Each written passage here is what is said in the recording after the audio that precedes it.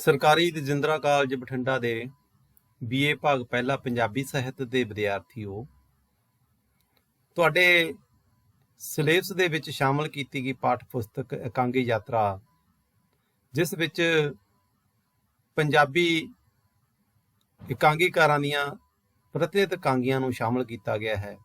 ਅੱਜ ਅਸੀਂ ਇਸ ਪਾਠ ਪੁਸਤਕ ਦੇ ਵਿੱਚੋਂ ਅਜਮੇਰ ਸਿੰਘ ਔਲਖ ਦੀ ਇਕਾਂਗੀ ਬਗਾਨੇ ਬੋੜ ਦੀ ਛਾਂ, ਇਹਦੇ ਬਾਰੇ ਵਿਚਾਰ ਚਰਚਾ ਕਰਾਂਗੇ।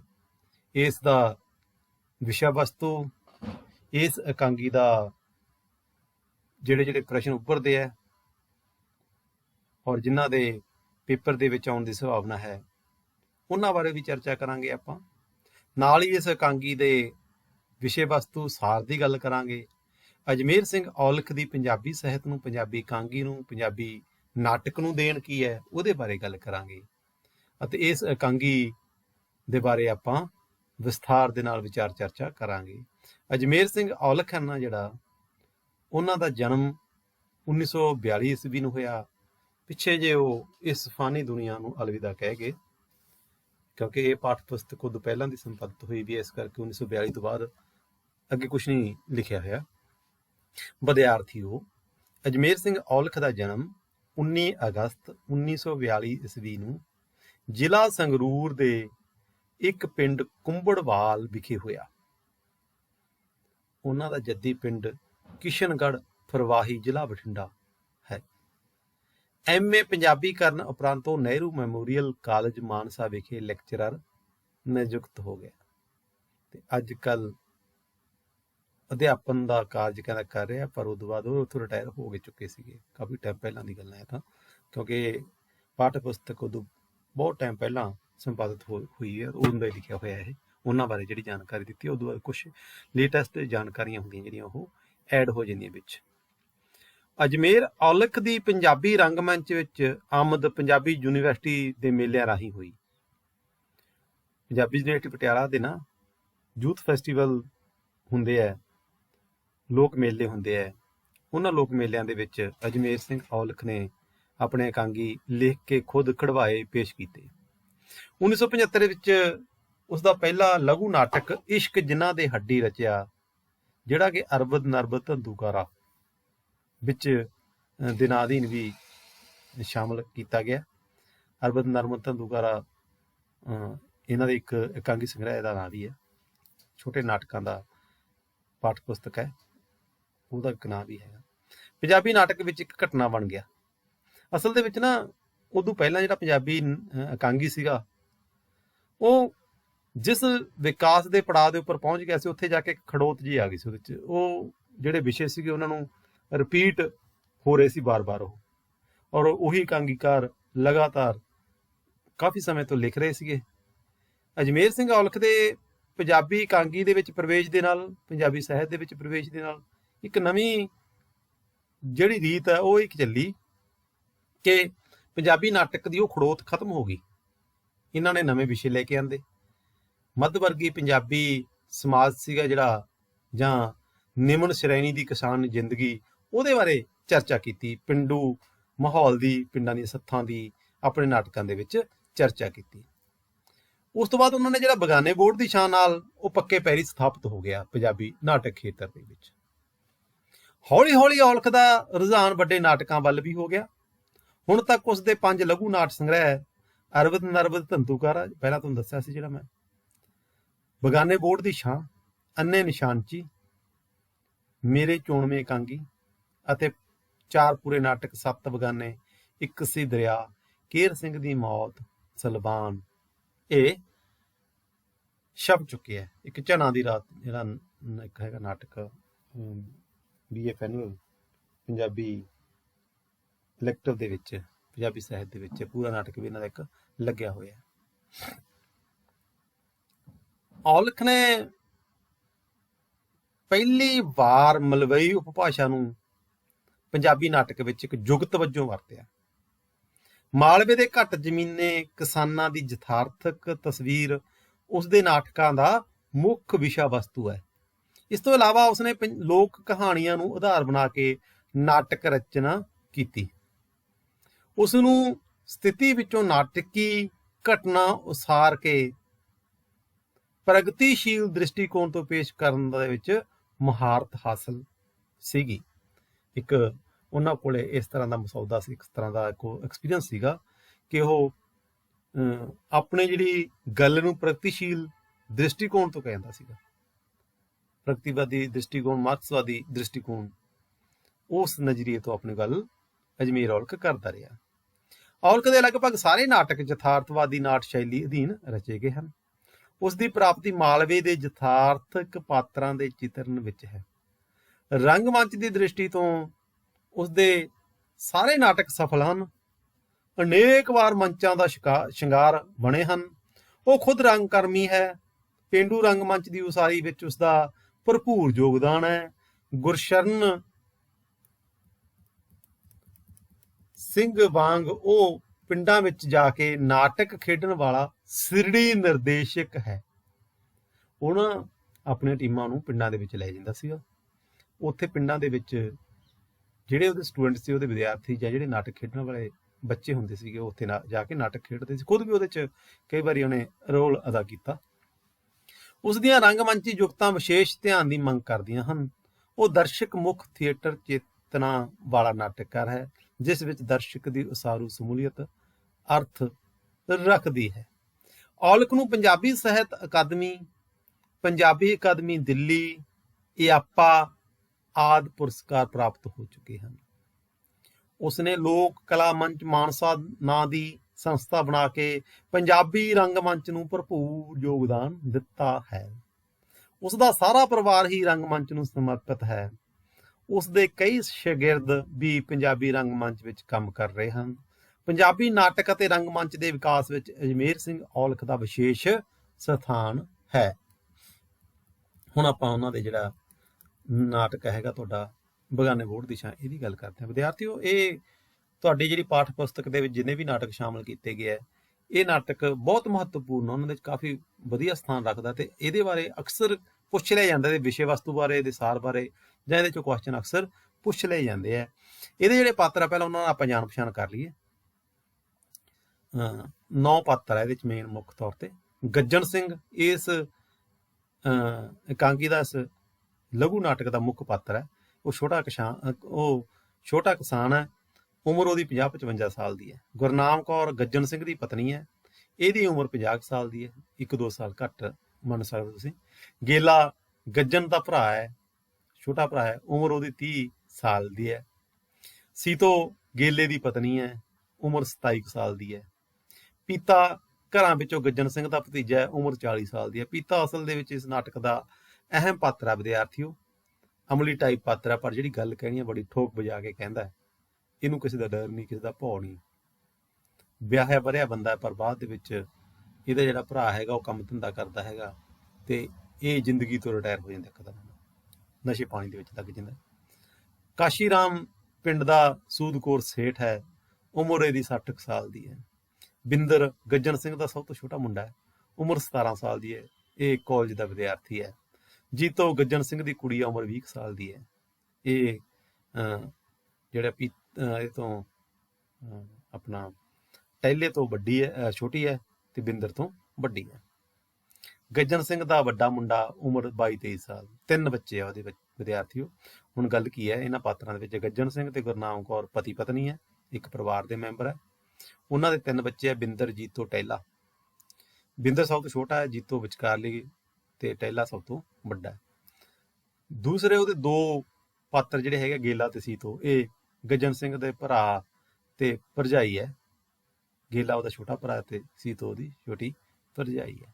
ਪੀਤਾ ਪਿੰਡ ਦਾ ਇੱਕ ਬੰਦਾ ਹੈਗਾ, ਅਮਲੀ ਬੰਦਾ ਹੈ, ਨਸ਼ੇ ਕਰਨ ਵਾਲਾ ਬੰਦਾ। ਕਾਸ਼ੀ ਰਾਮ ਹੈ ਜਿਹੜਾ, ਉਹ ਇਸੇ ਪਿੰਡ ਦਾ ਸੂਦਖੋਰ ਇੱਕ ਸੇਠ ਹੈ। ਸਥਾਨ ਕਿਹੜਾ ਇਹਦਾ? ਮਾਲਵੇ ਦਾ ਇੱਕ ਪਿੰਡ ਹੈ। ਸਮਾਂ ਹਾੜ ਮਹੀਨਾ, ਸਵੇਰ ਦੇ 10 ਵਜੇ ਦਾ ਟਾਈਮ ਹੈ। ਰੰਗਮੰਚ ਦੇ ਪਿੱਛੇ ਕਰਕੇ ਪੰਜਾਬ ਦੇ ਛੋਟੇ ਕਿਸਾਨ ਦੇ ਜਿਹੋ ਜਿਹੇ ਕੱਚੇ ਘਰ ਹੁੰਦੇ ਹਨ, 2 ਘਰ ਹਨ। ਇਹ ਅਸਲ ਵਿੱਚ ਨਾਟਕ ਜਦੋਂ ਪੇਸ਼ ਕਰਨਾ ਹੁੰਦਾ ਨਾ ਸਟੇਜ ਦੇ ਉੱਪਰ, ਉਹਦੀ ਕਿਸ ਤਰ੍ਹਾਂ ਦੀ ਸਜਾਵਟ ਹੋਣੀ ਚਾਹੀਦੀ ਹੈ ਉਹਦੇ ਬਾਰੇ ਦੱਸਿਆ ਜਾਂਦਾ ਹੈ। ਘਰਾਂ ਦੇ ਅੱਗੇ ਵਾਹਵਾ ਖੁੱਲੀ ਥਾਂ ਹੈ, ਜੋ ਹੈ ਤਾਂ ਪਿੰਡ ਦੀ ਸ਼ਾਮਲਾਟ ਦੀ ਸਾਂਝੀ ਥਾਂ, ਪਰ ਲੱਗਦਾ ਇੰਝ ਹੈ ਜਿਵੇਂ ਇਹਨਾਂ ਦੋ ਘਰਾਂ ਵਾਲਿਆਂ ਨੇ ਆਪਣੀ ਸਹੂਲਤ ਲਈ ਵਰਤਣਾ ਸ਼ੁਰੂ ਕਰ ਦਿੱਤਾ। ਪਿੰਡਾਂ ਦੇ ਵਿੱਚ ਅਕਸਰ ਹੀ ਹੁੰਦਾ ਹੈ। ਰੰਗਮੰਚ ਦੇ ਖੱਬੇ ਪਾਸੇ ਇਹਨਾਂ ਦੋਹਾਂ ਘਰਾਂ ਨੂੰ ਆਉਣ ਦਾ ਰਾਹ ਹੈ। ਖੱਬੇ ਹੱਥ ਦੇ ਵਿੱਚ ਰਸਤਾ ਹੈ, ਇੱਥੇ ਆ ਕੇ ਰਸਤਾ ਖਤਮ ਹੁੰਦਾ ਹੈ, ਜਿਸ ਨੂੰ ਗਲੀ ਨਹੀਂ ਆਖਿਆ ਜਾ ਸਕਦਾ ਕਿਉਂਕਿ ਇਹ ਘਰ ਪਿੰਡ ਦੇ ਬਾਹਰਲੇ ਪਾਸੇ ਹਨ। ਸੱਜੇ ਪਾਸੇ ਕਿਸੇ ਰੱਜਦੇ ਪੁੱਜਦੇ ਘਰ ਦੇ ਬਾਗਲ ਦੀ ਇੱਕ 10 ਕੁ ਫੁੱਟ ਉੱਚੀ ਪੱਕੀ ਕੰਧ ਹੈ।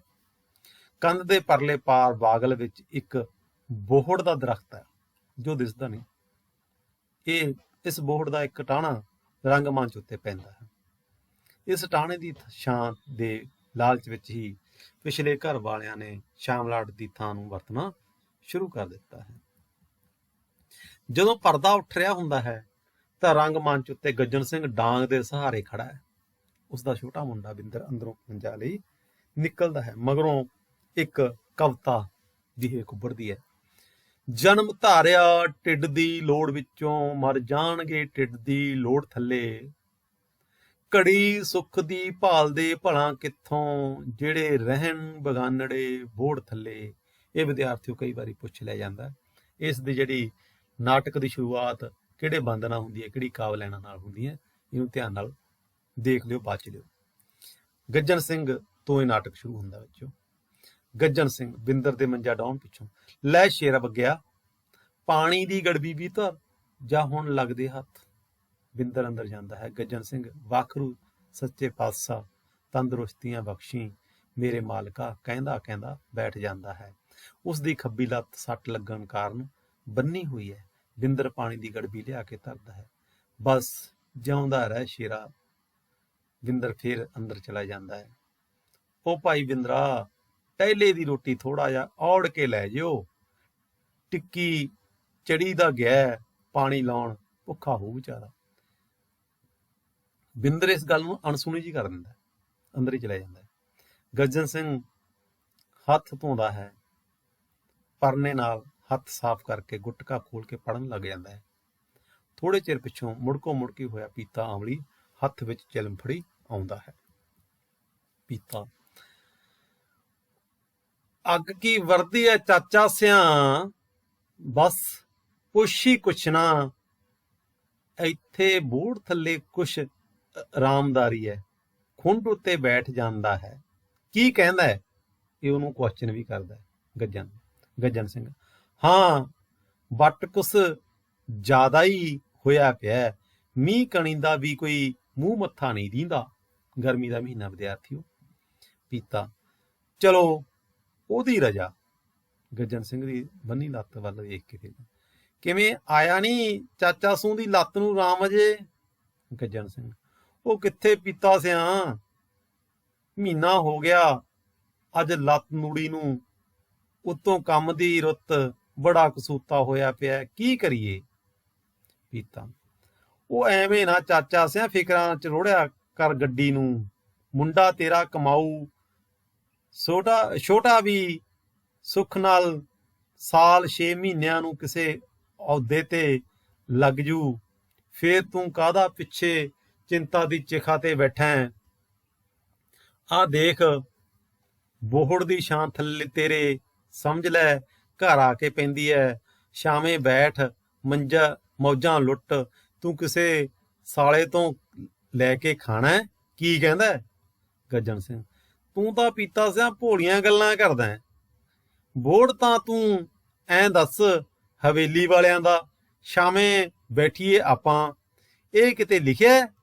ਉਹ ਭਾਈ ਬੰਦਾ ਆਪਦੇ ਰੁੱਖ ਦੀ ਛਾਵੇਂ ਬੈਠੇ ਤਾਂ ਹੀ ਸੁੱਖ ਦਾ ਸਾਹ ਆਉਂਦਾ ਹੈ, ਆਈ ਸਮਝ? ਇਹ ਕਹਿੰਦਾ ਭਾਈ ਬਗਾਨੀਆਂ ਛਾਵਾਂ ਦਾ ਕਾਹਦਾ ਲਾਲਚ ਹੈ, ਤੂੰ ਕਹਿੰਦਾ ਜੇਕਰ ਆਪਦੇ ਰੁੱਖ ਦੀ ਛਾਵੇਂ ਬੈਠੀਏ ਤਾਂ ਹੀ ਜ਼ਿਆਦਾ ਵਧੀਆ ਹੁੰਦਾ, ਉਹੀ ਆਜ਼ਾਦੀ ਹੈ, ਬਾਕੀ ਤਾਂ ਸਾਰੀਆਂ ਗੁਲਾਮੀ ਵਾਲੀਆਂ ਗੱਲਾਂ ਆਈਆਂ, ਕਦੋਂ ਪੱਟ ਲੈਣ ਇਹ ਜਾਂ ਕਦੋਂ ਇਹ ਵੇਚ ਦੇਣ ਕੋਈ ਪਤਾ ਨਹੀਂ। ਇਹ ਗੱਲ ਗੱਜਣ ਸਿੰਘ ਕਹਿੰਦਾ। ਪੀਤਾ, ਇੱਕ ਗੱਲ ਆਖਾਂ ਚਾਚਾ ਸਿਆਂ, ਗੁੱਸਾ ਨਾ ਕਰੀ। ਗੁੱਸਾ ਤਾਂ ਨਹੀਂ ਮੰਨਦਾ, ਤੂੰ ਐ ਪੂਰੇ ਦਰਜੇ ਦਾ ਕਿਰਸੀ, ਡਬਲੀ ਪੈਸਾ ਕਿਹੜਾ ਕੱਢਦਾ ਜੇਬੋਂ? ਆ ਹੁਣ ਤੁਹਾਡੀ ਦੋਨਾਂ ਭਰਾਵਾਂ ਦੀ ਕੋਈ ਜੂਨ ਹੈ? ਇੰਨਾ ਕੁ ਘੋਰਨਾ ਜਾਂ ਤੇਰੇ ਕੋਲ ਹੈ, ਇੰਨਾ ਕੁ ਤੇਰੇ ਵਾਲੇ ਭਾਈ ਗੇਲੇ ਕੋਲ ਹੈ, ਜਦ ਤੁਸੀਂ ਅੱਡ ਵਿੱਢੋਂ ਵਾਧਾ ਘਾਟਾ ਕਰਕੇ ਇੱਕ ਜਣਾ ਆ ਅੰਦਰਲਾ ਸਾਂਭ ਲੇ, ਦੂਜਾ ਰੱਬ ਤੇਰਾ ਭਲਾ ਕਰੇ ਬਾਹਰ ਬਸਤੀ ਵਿੱਚ ਜਾ ਪਾਓ, ਕੁਛ ਤਾਂ ਸਾਹ ਸੁਖਾਲਾ ਹੋਵੇ। ਕੀ ਕਹਿੰਦਾ ਹੈ ਗੱਜਣ ਸਿੰਘ? ਉਹ ਜਾ ਤਾਂ ਪਈਏ ਅਮਲੀਆ, ਆ ਤੀਵੀਆਂ ਨਹੀਂ ਪੱਟੀ ਬੰਨਣ ਦਿੰਦੀਆਂ। ਤੂੰ ਹੁਣ ਆਪਣੀ ਛੋਟੀ ਚਾਚੀ ਦੇ ਸੁਭਾਅ ਨੂੰ ਭੁੱਲਿਆ ਕਿਤੇ? ਪੀਤਾ ਸਹਿਮਤੀ ਦੇ ਲਹਿਜੇ ਵਿੱਚ, ਹਾਂ ਉਸ ਸਹੁਰੀ ਦਾ ਮਤਾ ਕੁਛ ਜ਼ਿਆਦਾ ਹੀ ਗਰਮ ਹੈ। ਮੈਂ ਤਾਂ ਹੋਰ ਕਹਿਣਾ ਚਾਚਾ, ਆ ਬਈ ਜਿਹੜੀ ਗੇਲੇ ਨੂੰ ਦਾਰੂ ਦੀ ਧੱਤ ਪਈ ਹੈ, ਇਹ ਮੇਰੇ ਵਾਲੀ ਚਾਚੀ ਦੇ ਕਪੱਤ ਨੇ ਹੀ ਪਾਈ ਹੈ। ਕਪੱਤ ਨੇ ਕਹਿੰਦੀ ਵੀ ਜਿਹੜਾ ਕਪੱਤਪੁਣਾ ਹੈਗਾ ਉਹ ਤਾਂ ਉਸੇ ਕਰਕੇ ਪਾਈ। ਕੀ ਕਹਿੰਦਾ ਹੈ ਗੱਜਣ? ਮੁੜ ਮੰਜੇ ਉੱਤੇ ਠੀਕ ਬੈਠਦਾ, ਬਸ ਚੁੱਪੀ ਭਲੀ ਐ, ਆਰਾਮ ਦਾ ਨਾਂ ਲੈ। ਅੰਦਰੋਂ ਸਿਰ ਉੱਤੇ ਲੱਸੀ ਦਾ ਗੜਬਾ ਤੇ ਪੋਣੇ ਵਿੱਚ ਰੋਟੀਆਂ ਬੰਨੀ ਜੀਤੂ ਆਉਂਦੀ ਹੈ। ਕੁੜੇ ਤੂੰ ਲੈ ਚੱਲੀ ਰੋਟੀ, ਤੇਰੀ ਮਾਂ ਨਹੀਂ ਮੁੜੀ ਅਜੇ, ਤੇਰੀ ਮਾਸੀ ਕਿਉਂ?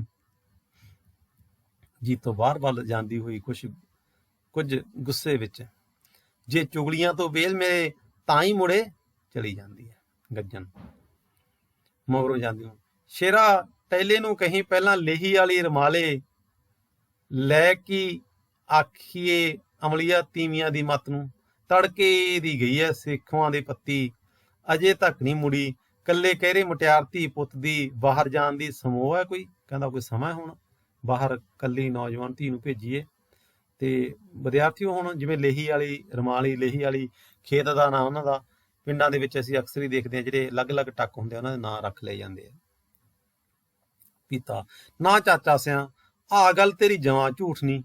ਐਵੇਂ ਕੋਈ ਸਾਲ ਫੰਡਰ ਕੁੜੀ ਨੂੰ 5-3 ਕਹਿ ਦੇ, ਮਰਨ ਮਾਰਨ ਨੂੰ ਥਾਂ ਹੋ ਜਾਂਦਾ ਹੈ। ਕੀ ਕਹਿੰਦਾ ਹੈ ਗੱਜਣ ਸਿੰਘ? ਆ ਹੁਣ ਸੇਖੋਆਂ ਦੇ ਖੂਨ ਐਂ ਨਹੀਂ ਹੋਏ, ਮਿੰਟਾਂ ਚ ਅਗਲਿਆਂ ਨੇ ਗਰਚਿਆਂ ਵਰਗੇ ਮੁੰਡੇ ਡੱਕਰੇ ਕਰਕੇ ਰੱਖਤੇ। ਪੀਤਾ ਅਣਖ ਵੀ ਤਾਂ ਚਾਚਾ ਸਿਆ ਕੋਈ ਗੱਲ ਹੁੰਦੀ ਐ। ਤੂੰ ਐਂ ਦੱਸ, ਜਦ ਅਗਲੇ ਦੀ ਨੂੰਹ ਧੀ ਦਾ ਹੱਥੀ ਫੜ ਲਿਆ ਜਾਂਦੀ ਦਾ, ਪਿੱਛੇ ਕੀ ਰਹਿ ਗਿਆ ਜਿਉਣ ਨੂੰ? ਕੀ ਕਹਿੰਦਾ ਹੈ ਗੱਜਣ ਸਿੰਘ? ਉਹ ਇਸੇ ਗੱਲੋਂ ਤਾਂ ਡਰੀਦਾ ਪੀਤਿਆ, ਸਾਡੇ ਤਾਂ ਮੁੰਡੇ ਵੀ ਸਾਲੇ ਅੱਗ ਦੀ ਨਾਲ ਨੇ। ਵੱਡਾ ਟਹਿਲਾ ਤਾਂ ਨੱਕ ਤੇ ਮੱਖੀ ਨਹੀਂ ਬਹਿਣ ਦਿੰਦਾ, ਉਹੀ ਕੱਪੜਿਆਂ ਤੋਂ ਬਾਹਰ ਹੋਇਆ ਰਹਿੰਦਾ ਹੈ। ਬਾਹਰੋਂ ਗੁਰਨਾਮ ਕੌਰ ਹੱਥ ਵਿੱਚ ਰਸ਼ ਲਈ ਆਉਂਦੀ ਹੈ। ਰਸ਼ ਵਿਦਿਆਰਥੀਓ ਤਾਣੀ ਬੁਣਨ ਦਾ ਇੱਕ ਔਜ਼ਾਰ ਹੈ, ਇੱਕ ਯੰਤਰ ਹੈ। ਉਹ ਰੱਬ ਦੀ ਏ ਬੰਦੀ ਏ, ਕਦੇ ਘਰ ਵੀ ਬਹਿ ਜਾ ਕਰ ਟੇਕ ਕੇ, ਜਿੱਥੇ ਜਾਨੀ ਆ ਡੇਰਾ ਬਣਾ ਕੇ ਬਹਿ ਜਾਨੀ ਐ। ਗੁਰਨਾਮ ਕੌਰ ਹਿਰਖ ਨਾਲ, ਤੂੰ ਆਰਾਮ ਨਾਲ ਬਹਿ ਜਾਨਾ ਨਾ ਬੋੜ ਥੱਲੇ ਗੁਟਕਾ ਲੈ ਕੇ, ਤੈਨੂੰ ਤਾਂ ਐਂ ਲੱਗਦਾ ਸਾਰੇ ਤੇਰੇ ਵਾਂਗੂ ਵਿਹਲੇ ਭੌਂਕਦੇ ਫਿਰਦੇ ਐ। ਗੱਜਣ ਸਿੰਘ ਨਾ ਹੁਣ ਤੂੰ ਦੱਸ, ਜੇ ਦੇ ਜਿਹੜੀ ਬਸਰੇ ਦੀ ਲਾਮ ਜਿੱਤ ਕੇ ਆਈ ਐ, ਕਿਵੇਂ ਸੂਈ ਕੁੱਤੀ ਵਾਂਗੂ ਟੌਂ ਟੌਂ ਕਰਦੀ ਐ। ਬਸਰੇ ਦੀ ਲਾਮ ਵਿਦਿਆਰਥੀਓ, ਜਿਹੜੀਆਂ ਵਿਸ਼ਵ ਜੰਗ ਹੋਈਆਂ ਸੀ ਨਾ, ਉਹਦਾ ਬਸਰਾ ਇੱਕ ਸ਼ਹਿਰ ਹੈ ਈਰਾਨ ਇਰਾਕ ਦਾ, ਉੱਥੇ ਟੱਕਰ ਹੋਈ ਸੀਗੀ ਤੇ ਪੰਜਾਬੀ ਲੋਕਾਂ ਨੇ ਬਹੁਤਿਆਂ ਨੇ ਉੱਥੇ ਜਾ ਕੇ ਲੜਾਈ ਲੜੀ ਸੀ। ਬਹੁਤ ਸਾਰੇ ਪੰਜਾਬੀ ਉਸ ਲੜਾਈ ਦੇ ਵਿੱਚ ਸ਼ਹੀਦ ਹੋ ਗਏ ਸੀਗੇ। ਬੜੇ ਵੀਰਤਾ ਦਿਖਾਈ ਸੀ ਬਸਰੇ ਦੀ ਲਾਮ, ਤਾਈਓ ਕਿਹਾ ਜਾਂਦਾ। ਗੁਰਨਾਮ ਕੌਰ ਸੱਚੀ ਕਹਿਣਿਆ ਤਾਂ ਤੂੰ ਕੁੱਤੀਆਂ ਪਰਖਦਾ, ਜਾ ਕੇ ਕਰ ਲੈ ਵੱਡੇ ਵਿਚੋਲਿਆਂ ਨਾਲ ਗੱਲ। ਵਿਆਹ ਮੰਗਦੇ ਨੇ ਅਲੀਪੁਰ ਵਾਲੇ ਮਹੀਨੇ ਦੇ ਅੰਦਰ ਅੰਦਰ। ਵਿਆਹ ਮਹੀਨੇ ਦੇ ਅੰਦਰ ਅੰਦਰ? ਉਹਨਾਂ ਦੀ ਭੈਣ ਦੇ ਦਈਏ। ਉਹ ਅਸਲ ਵਿੱਚ ਗਾਲ ਕੱਢਦੇ ਵਿਦਿਆਰਥੀ, ਵਿੱਚ ਕਈ ਗਾਲਾਂ ਨਿਕਲਣਗੀਆਂ। ਕਹਿੰਦਾ ਵੀ ਅਸੀਂ ਵਿਆਹ ਕਿਵੇਂ ਦੇ ਦਈਏ? ਕਹਿੰਦਾ ਹਾਂ, 1 ਮਹੀਨੇ ਦੇ ਵਿੱਚ 1 ਮਹੀਨੇ ਦੇ ਨੋਟਿਸ ਦੇ ਉੱਪਰ ਵਿਆਹ ਕਿਵੇਂ ਦਿੱਤਾ ਜਾ ਸਕਦਾ? ਗੁਰਨਾਮ ਕੌਰ ਫਿਰ ਕੀ ਪਤਾ ਹੈ, ਉਦੋਂ ਤਾਂ ਕਹਿੰਦਾ ਸੀ ਕੁੜੀ ਮੰਗਣੀ ਅਲੀਪੁਰ ਹੈ, ਘਰ ਬੜਾ ਚੰਗਾ। ਗੱਜਣ ਸਿੰਘ ਅੱਗੇ ਸੁਣਦਾ ਪੀਤਿਆ, ਹੁਣ ਸਾਰੀ ਗੱਲ ਮੇਰੇ ਸਿਰ ਮੜੀ ਦੀ ਹੈ। ਉਦੋਂ 2 ਮਹੀਨੇ ਕਲੇਸ਼ ਨਹੀਂ ਛੱਡਿਆ, ਅਖੇ ਮੇਰੀ ਧਰਮ ਭੈਣ ਵਿਚੋਲਣਾ ਹੈ ਤਾਂ ਡਰ ਕਾਹਦਾ? ਗੁਰਨਾਮ ਕੌਰ ਫਿਰ ਧਰਮ ਭੈਣ ਨੇ ਕੋਈ ਮਾੜਾ ਤਾਂ ਨਹੀਂ ਕਰਤੀ, ਤੇਰੇ ਮਗਰ ਲੱਗ ਕੇ ਤਾਂ ਵਿਆਹਲੀ ਸੀ ਕੁੜੀ। ਗੱਜਣ ਉਹ ਤੂੰ ਹੁਣ ਵਿਆਹਲੀ ਕੁੜੀ, ਇਹ ਕਿਹੜਾ ਤੂੰ ਵੱਡਿਆਂ ਨਾਲ ਮੱਥਾ ਲਾਇਆ? ਇਹ ਜਿਹੜਾ ਤੂੰ ਮੱਥਾ ਲਾਇਆ ਨਾ ਵੱਡਿਆਂ ਨਾਲ, ਜੇ ਘਰ ਦਾ ਮੂੰਹ ਇਧਰੋਂ ਇੱਧਰ ਨਾ ਕਰਾਤਾ ਦਾੜੀ ਬਣਾ ਦੀ। ਪੀਤਾ ਉਹ ਚਾਚਾ ਸਿਆਂ, ਘਰ ਵਾਲੀ ਪੂਰੇ ਸੋਨੂੰ ਰਾਜਾ ਘਰ ਥਿਆ, ਵਿਆਹ ਮੰਗਦੇ ਨੇ ਦੇ ਦਿਓ ਔਖੇ ਸੌਖੇ। ਗੱਜਣ ਸਿੰਘ, ਓਏ ਭੜੂਆ, ਹੁਣ ਮਹੀਨੇ ਦੇ ਅੰਦਰ ਅੰਦਰ ਕਿੱਥੋਂ ਕਾਰੂ ਦਾ ਖਜ਼ਾਨਾ ਲੁੱਟੀਏ? ਅਗਲੇ ਮੰਗਦੇ ਨੇ ਘੋੜੀ ਜੋੜੀ, ਮੇਰੇ ਘਰ ਨਹੀਂ ਇਸ ਵਕਤ ਪਾਈ ਐ ਦਾਣੇ ਜਵਾਕਾਂ ਦੇ ਖਾਣ ਨੂੰ। ਗੁਰਨਾਮ ਕੌਰ, ਲੈ ਭਾਈ ਪੀਤਿਆ, ਹੁਣ ਇਹਦਾ ਕੀ ਇਲਾਜ ਹੈ? ਮੈਂ ਇਹਨੂੰ ਕਹਿਣੀ ਆ 2 ਖੁੱਡਾਂ ਹੋਰ ਧਰ ਦੇ, ਉਹ ਜਣੇ ਜਿੱਥੇ ਥੋੜੀ ਉੱਥੇ ਬਹੁਤੀ, ਧੀ ਤਾਂ ਬੂਹਿਓਂ ਉਠਾਉਣੀ। ਗੱਜਣ ਸਿੰਘ, ਜ਼ਮੀਨ ਤਾਂ ਮੈਂ ਰੱਖਦਾ ਕੁੜੀ ਦੇ ਵਿਆਹ ਤੇ, ਉਹ 4 ਕਿੱਲਿਆਂ ਦੇ ਸਿਰ ਤੇ ਤੇਰੇ ਕਾਕਿਆਂ ਨੂੰ ਕੌਣ ਦੇਊ ਡੋਲੇ? ਗੁਰਨਾਮ ਕੌਰ ਗੁੱਸੇ ਵਿੱਚ, ਚੰਗਾ ਫਿਰ ਰੱਖ ਕੁੜੀ ਨੂੰ ਬਹਾ ਕੇ ਘਰੇ, ਕਦੇ ਸੱਥ 'ਚ ਬਹਿ ਕੇ ਗੱਲਾਂ ਵੀ ਸੁਣੀਆਂ ਕਰ ਕੇ ਬਸ ਗੁਟਕੇ ਨੂੰ ਹੀ ਗੇੜੇ ਦੇਣ ਜਾਣਦਾ। ਭਰੀ ਭਰਾਈ ਅੰਦਰ ਚਲੀ ਜਾਂਦੀ ਹੈ। ਗੁਰਨਾਮ ਕੌਰ ਦੀਆਂ ਸੱਚੀਆਂ ਨਾਲ ਉਸ ਨੂੰ ਧੱਕਾ ਜਿਹਾ ਲੱਗਦਾ। ਮਾਨਸਿਕ ਤੌਰ ਤੇ ਬੱਚੋ ਬੰਦਾ ਹਾਰ ਜਾਂਦਾ ਜਦੋਂ ਇਸ ਤਰ੍ਹਾਂ ਦੀਆਂ ਗੱਲਾਂ ਸੁਣਦਾ ਘਰੋਂ, ਉਦਾਸ ਹੋ ਜਾਂਦਾ। ਪੀਤਾ, ਚਾਚਾ ਸਿਆਂ, ਚਾਚੀ ਠੀਕ ਹੀ ਕਹਿੰਦੀ ਹੈ, ਲੋਕਾਂ ਦਾ ਕਿਹੜਾ ਕਿਸੇ ਕੰਜਰ ਦਾ ਮੂੰਹ ਫੜ ਲੈਣਾ, ਨਾਲੇ ਆਪਣੇ ਜੱਟਾਂ ਦਾ ਤਾਂ ਜੇ ਤੂੰ ਆਖੇ ਹੱਥ ਖੁੱਲਾ ਕਦੇ ਹੁੰਦਾ ਹੀ ਨਹੀਂ। ਬਾਹਰੋਂ ਆਵਾਜ਼, ਉਹ ਤਾਇਆ ਪੀਤਿਆ, ਆ ਜਾ ਰੋਟੀ ਖਾ ਲੈ ਓਏ। ਪੀਤਾ, ਆ ਸੁਣਦਾ ਚੰਦਰੀ ਲਾਦ ਦੀ ਗੁਰਬਾਣੀ, ਪਹਿਲਾਂ ਤਾਂ ਬਾਪੂ ਦੇ ਤੋਂ ਤਾਇਆ ਬਣਾਤਾ, ਫਿਰ ਤਾਇਆ ਓਏ, ਤੁਹਾਡੀ ਮਾਂ ਦੀ ਗੰਦੀ ਲਾਦ ਦੀ, ਲੈ ਫਿਰ ਮੈਂ ਭਾਨਾ ਵਾਂ 2 ਮੰਨੀਆਂ, ਤੂੰ ਕਰ ਆਰਾਮ। ਪੀਤਾ ਚਲਾ ਜਾਂਦਾ ਇੱਥੋਂ। ਫਿਰ ਆਵਾਜ਼, ਉਹ ਛੇਤੀ ਦਿਨੇ ਆ ਜਾ ਤਾਇਆ, ਨਹੀਂ ਤਾਂ ਬੇਬੇ ਖੇਤ ਵਗ ਜੂ ਰੋਟੀ ਲੈ ਕੇ। ਪੀਤਾ ਜਾਂਦਾ ਹੋਇਆ, ਓਏ ਆਉਣਾ ਚਲੂਣੇ ਤਾਂ ਹੀ ਲੜਦੇ, ਕਿਵੇਂ ਸਾਲਾ ਰਿੰਗਦਾ ਕੱਟੇ ਵਾਂਗੂ। ਚਲਿਆ ਜਾਂਦਾ। ਗੱਜਣ ਸਿੰਘ, ਬੈਠੇ ਤਾਂ ਐ ਸੀ ਬਈ ਘੜੀ ਅੱਖ ਲਾਵਾਂਗੇ, ਬੋੜ ਥੱਲੇ ਪੈ ਜਾਂਦਾ। ਆ ਮੇਰੇ ਸਾਲੇ ਦਾ ਹੋਰ ਹੀ ਫਾਨਾ ਆ ਫਸਿਆ ਵਿਚਾਲੇ, ਚੱਲ ਜਿਵੇਂ ਤੈਨੂੰ ਮਨਜ਼ੂਰ ਹੈ ਮਾਲਕਾ। ਪੈ ਜਾਂਦਾ। ਅੱਖ ਲੱਗਣੀ ਲੱਗਦੀ ਹੈ ਕਿ ਸ਼ਰਾਬ ਦਾ ਰੱਜਾ ਹੱਥ ਵਿੱਚ ਬੋਤਲ ਲਈ ਗੇਲਾ ਆਉਂਦਾ ਹੈ। ਅੰਦਰ ਜਾਂਦਾ ਜਾਂਦਾ ਗੱਜਣ ਸਿੰਘ ਨੂੰ ਦੇਖ ਕੇ ਤੁਰ ਜਾਂਦਾ। ਗੇਲਾ, ਬਾਈ ਪਿਆ ਕੋਲ ਆ ਕੇ, ਕਿਵੇਂ ਟੰਗ ਬੰਨੀ, ਦੁਖਦੀ ਹੈ? ਕਹਿੰਦਾ ਟੰਗ ਬਹੁਤੀ ਦੁਖਦੀ ਹੈ। ਕਹਿੰਦਾ ਗੱਜਣ, ਗੇਲੇ ਹੱਥ ਸ਼ਰਾਬ ਦੀ ਬੋਤਲ ਦੇਖ ਕੇ ਵੱਡੇ ਭਰਾਵਾਂ ਵਾਲੇ ਦੁੱਖ ਤੇ ਰੋਸ ਨਾਲ, ਉਹ ਅੱਜ ਫੇਰ ਦਿਨੇ ਹੀ ਡੱਕਿਆ ਫਿਰਦਾ। ਗੇਲਾ, ਉਹ ਹੋਰ ਬਾਈ ਦੁਨੀਆ ਤੋਂ ਲੈ ਵੀ ਕੀ ਜਾਣਾ, ਖਾ ਜਾਣਾ, ਖੁੰਡ ਉੱਤੇ ਬਹਿੰਦਾ ਹੈ, ਜਾਂ ਹੰਢਾ ਜਾਣਾ। ਗੱਜਣ ਸਿੰਘ, ਓਏ ਖਾਏਗਾ ਹੰਢਾਏਗਾ ਕਿੱਥੋਂ ਕੰਜਰਾ, ਕੀਲੇ ਤਾਂ ਤੇਰੇ ਕੋਲ 2 ਰਹਿ ਗਏ। ਗੇਲਾ, ਤੂੰ ਬਈ ਆ ਕੀਲਿਆਂ ਕੂਲਿਆਂ ਦੀ ਨਾ ਮੁਹਾਰਨੀ ਪਾਇਆ ਕਰ, ਤੂੰ ਐਂ ਦੱਸ, ਮੈਂ ਤਾਂ ਭਲਾ ਚੱਲ ਦਾਰੂ ਮੂਹੇ ਫੂਕਤੀ ਆਪਣੇ ਹਿੱਸੇ ਦੀ, ਤੂੰ ਕਿਉਂ ਰੱਖ ਰੱਖੇ ਨੇ ਜੈਲੇ ਨੰਬਰਦਾਰ ਕੋਲ 2। ਗੱਜਣ ਸਿੰਘ, ਓਏ ਮੈਂ ਘਰ ਦੀਆਂ ਗਰਜਾਂ ਪੂਰੀਆਂ ਕੀਤੀਆਂ ਨੇ, ਤੇਰੇ ਵਾਂਗੂ ਗੁਰਸ਼ਰਲੇ ਨਹੀਂ ਡਾਏ। ਗੇਲਾ, ਗਰਜਾਂ ਨੂੰ ਬਾਈ ਕੀ ਪੂਰੀਆਂ ਕੀਤੀਆਂ ਤੂੰ? ਕੋਈ ਵਿਆਹ ਨਹੀਂ ਕੀਤਾ, ਸ਼ਾਦੀ ਨਹੀਂ ਕੀਤੀ, ਚੱਲ ਛੱਡ, ਤੇਰੇ ਕੋਲ ਤਾਂ ਜਦ ਵੀ ਬਹਿ ਜਾਓ ਬਾਬੇ ਨਾਨਕ ਵਾਂਗੂ ਨਸੀਹਤਾਂ ਦੇਣ ਲੱਗ ਪੈਣਾ ਉਹਦੇ ਮੰਜੇ ਤੋਂ। ਤੂੰ ਐਂ ਦੱਸ, ਪੀਣੀਆਂ ਕੁੱਟ ਕੇ ਨਹੀਂ? ਪੀ ਲੈ, ਨਾਲੇ ਟੰਗ ਦੁਖਣੋਂ ਹਟ ਜੂ। ਗੱਜਣ ਸਿੰਘ, ਗੇਲਿਆ ਤੂੰ ਮੇਰਾ ਛੋਟਾ ਭਾਈ ਹੈ। ਗੇਲਾ, ਜਮਾ ਇੱਟ ਵਰਗਾ। ਗੱਜਣ ਸਿੰਘ, ਕੀ ਹੋ ਗਿਆ ਜੇ ਆਪਾਂ ਤੀਵੀਆਂ ਨੇ ਅੱਡ ਕਰਾਤੇ, ਖੂਨ ਤਾਂ 2 ਨਹੀਂ ਹੁੰਦੇ। ਗੇਲਾ, ਜਮਾ ਨਹੀਂ ਹੁੰਦੇ ਬਾਈ। ਗੱਜਣ ਸਿੰਘ, ਫਿਰ ਤੂੰ ਐ ਸੋਚ, ਤੈਨੂੰ ਐਬਾਂ ਚ ਪੈ ਨੂੰ ਦੇਖ ਕੇ ਬਾਪੂ ਦੀ ਰੂਹ ਕੀ ਆਖਦੀ ਹੋਊ? ਗੇਲਾ, ਮੈਂ ਦੱਸਾਂ ਬਾਈ, ਬਾਪੂ ਦੀ ਰੂਹ ਕੀ ਆਖਦੀ ਹੋਊ? ਬਾਪੂ ਦੀ ਰੂਹ ਆਖਦੀ ਹੋਊ ਵੀ ਗੇਲਿਆ, ਜਿਹੜੇ ਕਰਜ਼ਾ ਲੈ ਮੈਂ ਤੇਰੇ ਸਿਰ ਛੱਡ ਕੇ ਮਰ ਗਿਆ ਸੀ, ਉਹ ਲਾਹ ਤਾ ਕੇ ਅਜੇ ਉਵੇਂ ਹੀ ਪਿਆ। ਦੇਖੋ ਵਿਦਿਆਰਥੀਓ, ਜਿਹੜੇ ਪਿੰਡਾਂ ਦੇ ਵਿੱਚ ਛੋਟੇ ਘਰ ਹੈਗੇ, ਛੋਟੇ ਜ਼ਿਮੀਂਦਾਰ ਹੈ, ਉਹਨਾਂ ਦੇ ਉੱਪਰ ਕਰਜ਼ੇ ਹੈ, ਉਹ ਪੀੜ੍ਹੀ ਦਰ ਪੀੜ੍ਹੀ ਅੱਗੇ ਕਰਜ਼ੇ ਵੱਧਦੇ ਜਾਂਦੇ ਆ, ਚੱਲੇ ਜਾਂਦੇ ਆ। ਗੱਜਣ ਸਿੰਘ ਗੁੱਸੇ ਵਿੱਚ, ਉਹ ਤੈਨੂੰ ਸੰਗਤਾਂ ਨਹੀਂ ਆਉਂਦੀ ਮੂੰਹੋਂ ਗੱਲ ਕੱਢਦਿਆਂ ਨੂੰ? ਬਾਪੂ ਨੇ ਕਰਜ਼ਾ ਤੇਰੇ ਵਿਆਹ ਤੇ ਚੁੱਕਿਆ ਸੀ, ਤੇਰੇ ਵਾਂਗੂ ਬਦਫੈਲੀਆਂ ਨਹੀਂ ਸੀ ਕੀਤੀਆਂ। ਗੇਲਾ, ਹੋ ਤੂੰ ਬਾਈ ਹਾਸੇ ਦੀ ਗੱਲ ਦਾ ਗੁੱਸਾ ਮੰਨ ਗਿਆ, ਪੀਣੀ ਨਹੀਂ? ਫਿਰ ਉੱਡਦਾ ਹੋਇਆ, ਚੰਗਾ ਫਿਰ ਕਰ ਜਪਜੀ ਦਾ ਪਾਠ। ਅੰਦਰ ਜਾਂਦਾ ਹੋਇਆ, ਓਏ ਨਿੱਤ ਨਹੀਂ ਬਾਜ਼ਾਰੀ ਆਉਣਾ, ਖਾਲਾ ਸ਼ਾਮੋਂ ਨਾਸ਼ਪਤੀਆਂ, ਓਏ। ਅੰਦਰ ਚਲਿਆ ਜਾਂਦਾ ਹੈ। ਗੱਜਣ ਸਿੰਘ ਦੁਖੀ ਹਿਰਦੇ ਨਾਲ ਉਸ ਵੱਲ ਵੇਖਦਾ ਰਹਿੰਦਾ ਹੈ। ਗੁਟਕਾ ਖੋਲਦਾ ਹੈ, ਪਰ ਫਿਰ ਬੰਦ ਕਰ ਦਿੰਦਾ ਹੈ। ਮੰਜੇ ਉੱਤੇ ਪੈਣ ਅਜੇ ਸਿਰ ਸਿਰਹਾਣੇ ਹੀ ਰੱਖਦਾ ਹੈ ਕਿ ਅੰਦਰੋਂ ਭਾਂਡੇ ਖੜਕਦੇ ਹਨ।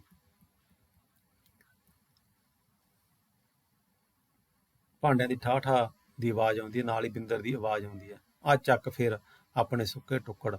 ਜਵਾਬ ਵਿੱਚ ਗੁਰਨਾਮ ਕੌਰ ਦੀ ਆਵਾਜ਼ ਆਉਂਦੀ ਹੈ, ਹੈਂ ਉਹ ਤੇਰੇ ਲੜ ਜੇ ਕਾਲਾ ਨਾਗ ਬਿੰਦਰ ਬੰਦਿਆ। ਬਿੰਦਰ ਗੁੱਸੇ ਦਾ ਭਰਿਆ ਅੰਦਰੋਂ ਬਾਹਰ ਜਾਂਦਾ ਹੈ। ਮਗਰੋਂ ਗੁਰਨਾਮ ਕੌਰ ਨਿਕਲਦੀ ਹੈ, ਗਾਲਾਂ ਦਿੰਦੀ ਹੋਈ, ਰਹਿ ਜੇ ਸੁੱਤੇ ਦਾ ਸੁੱਤਾ। ਗੱਜਣ ਸਿੰਘ, ਕਿਉਂ ਅੱਜ ਫੇਰ ਕਾਹਤੋਂ ਤੜੰਗ ਹੋ ਗਿਆ ਤੇਰਾ ਲਾਡਲਾ ਬਿੰਦਰ ਸੂ? ਗੁਰਨਾਮ ਕੌਰ, ਰੋਂਦਾ ਮੇਰੀ ਜਾਨ ਨੂੰ, ਮੈਨੂੰ ਕਲਪਾਉਂਦਾ ਬਸ, ਜਿੱਦੇ ਛੁੱਟੀ ਹੋਊ ਸੂਲੀ ਤੇ ਟੰਗ ਦੂ, ਪਟਮੇਲ ਹੀ ਪੈਣਾ। ਗੱਜਣ ਸਿੰਘ, ਓਏ ਹੁਣ ਦੱਸੇਂਗੀ ਵੀ ਕੁਛ?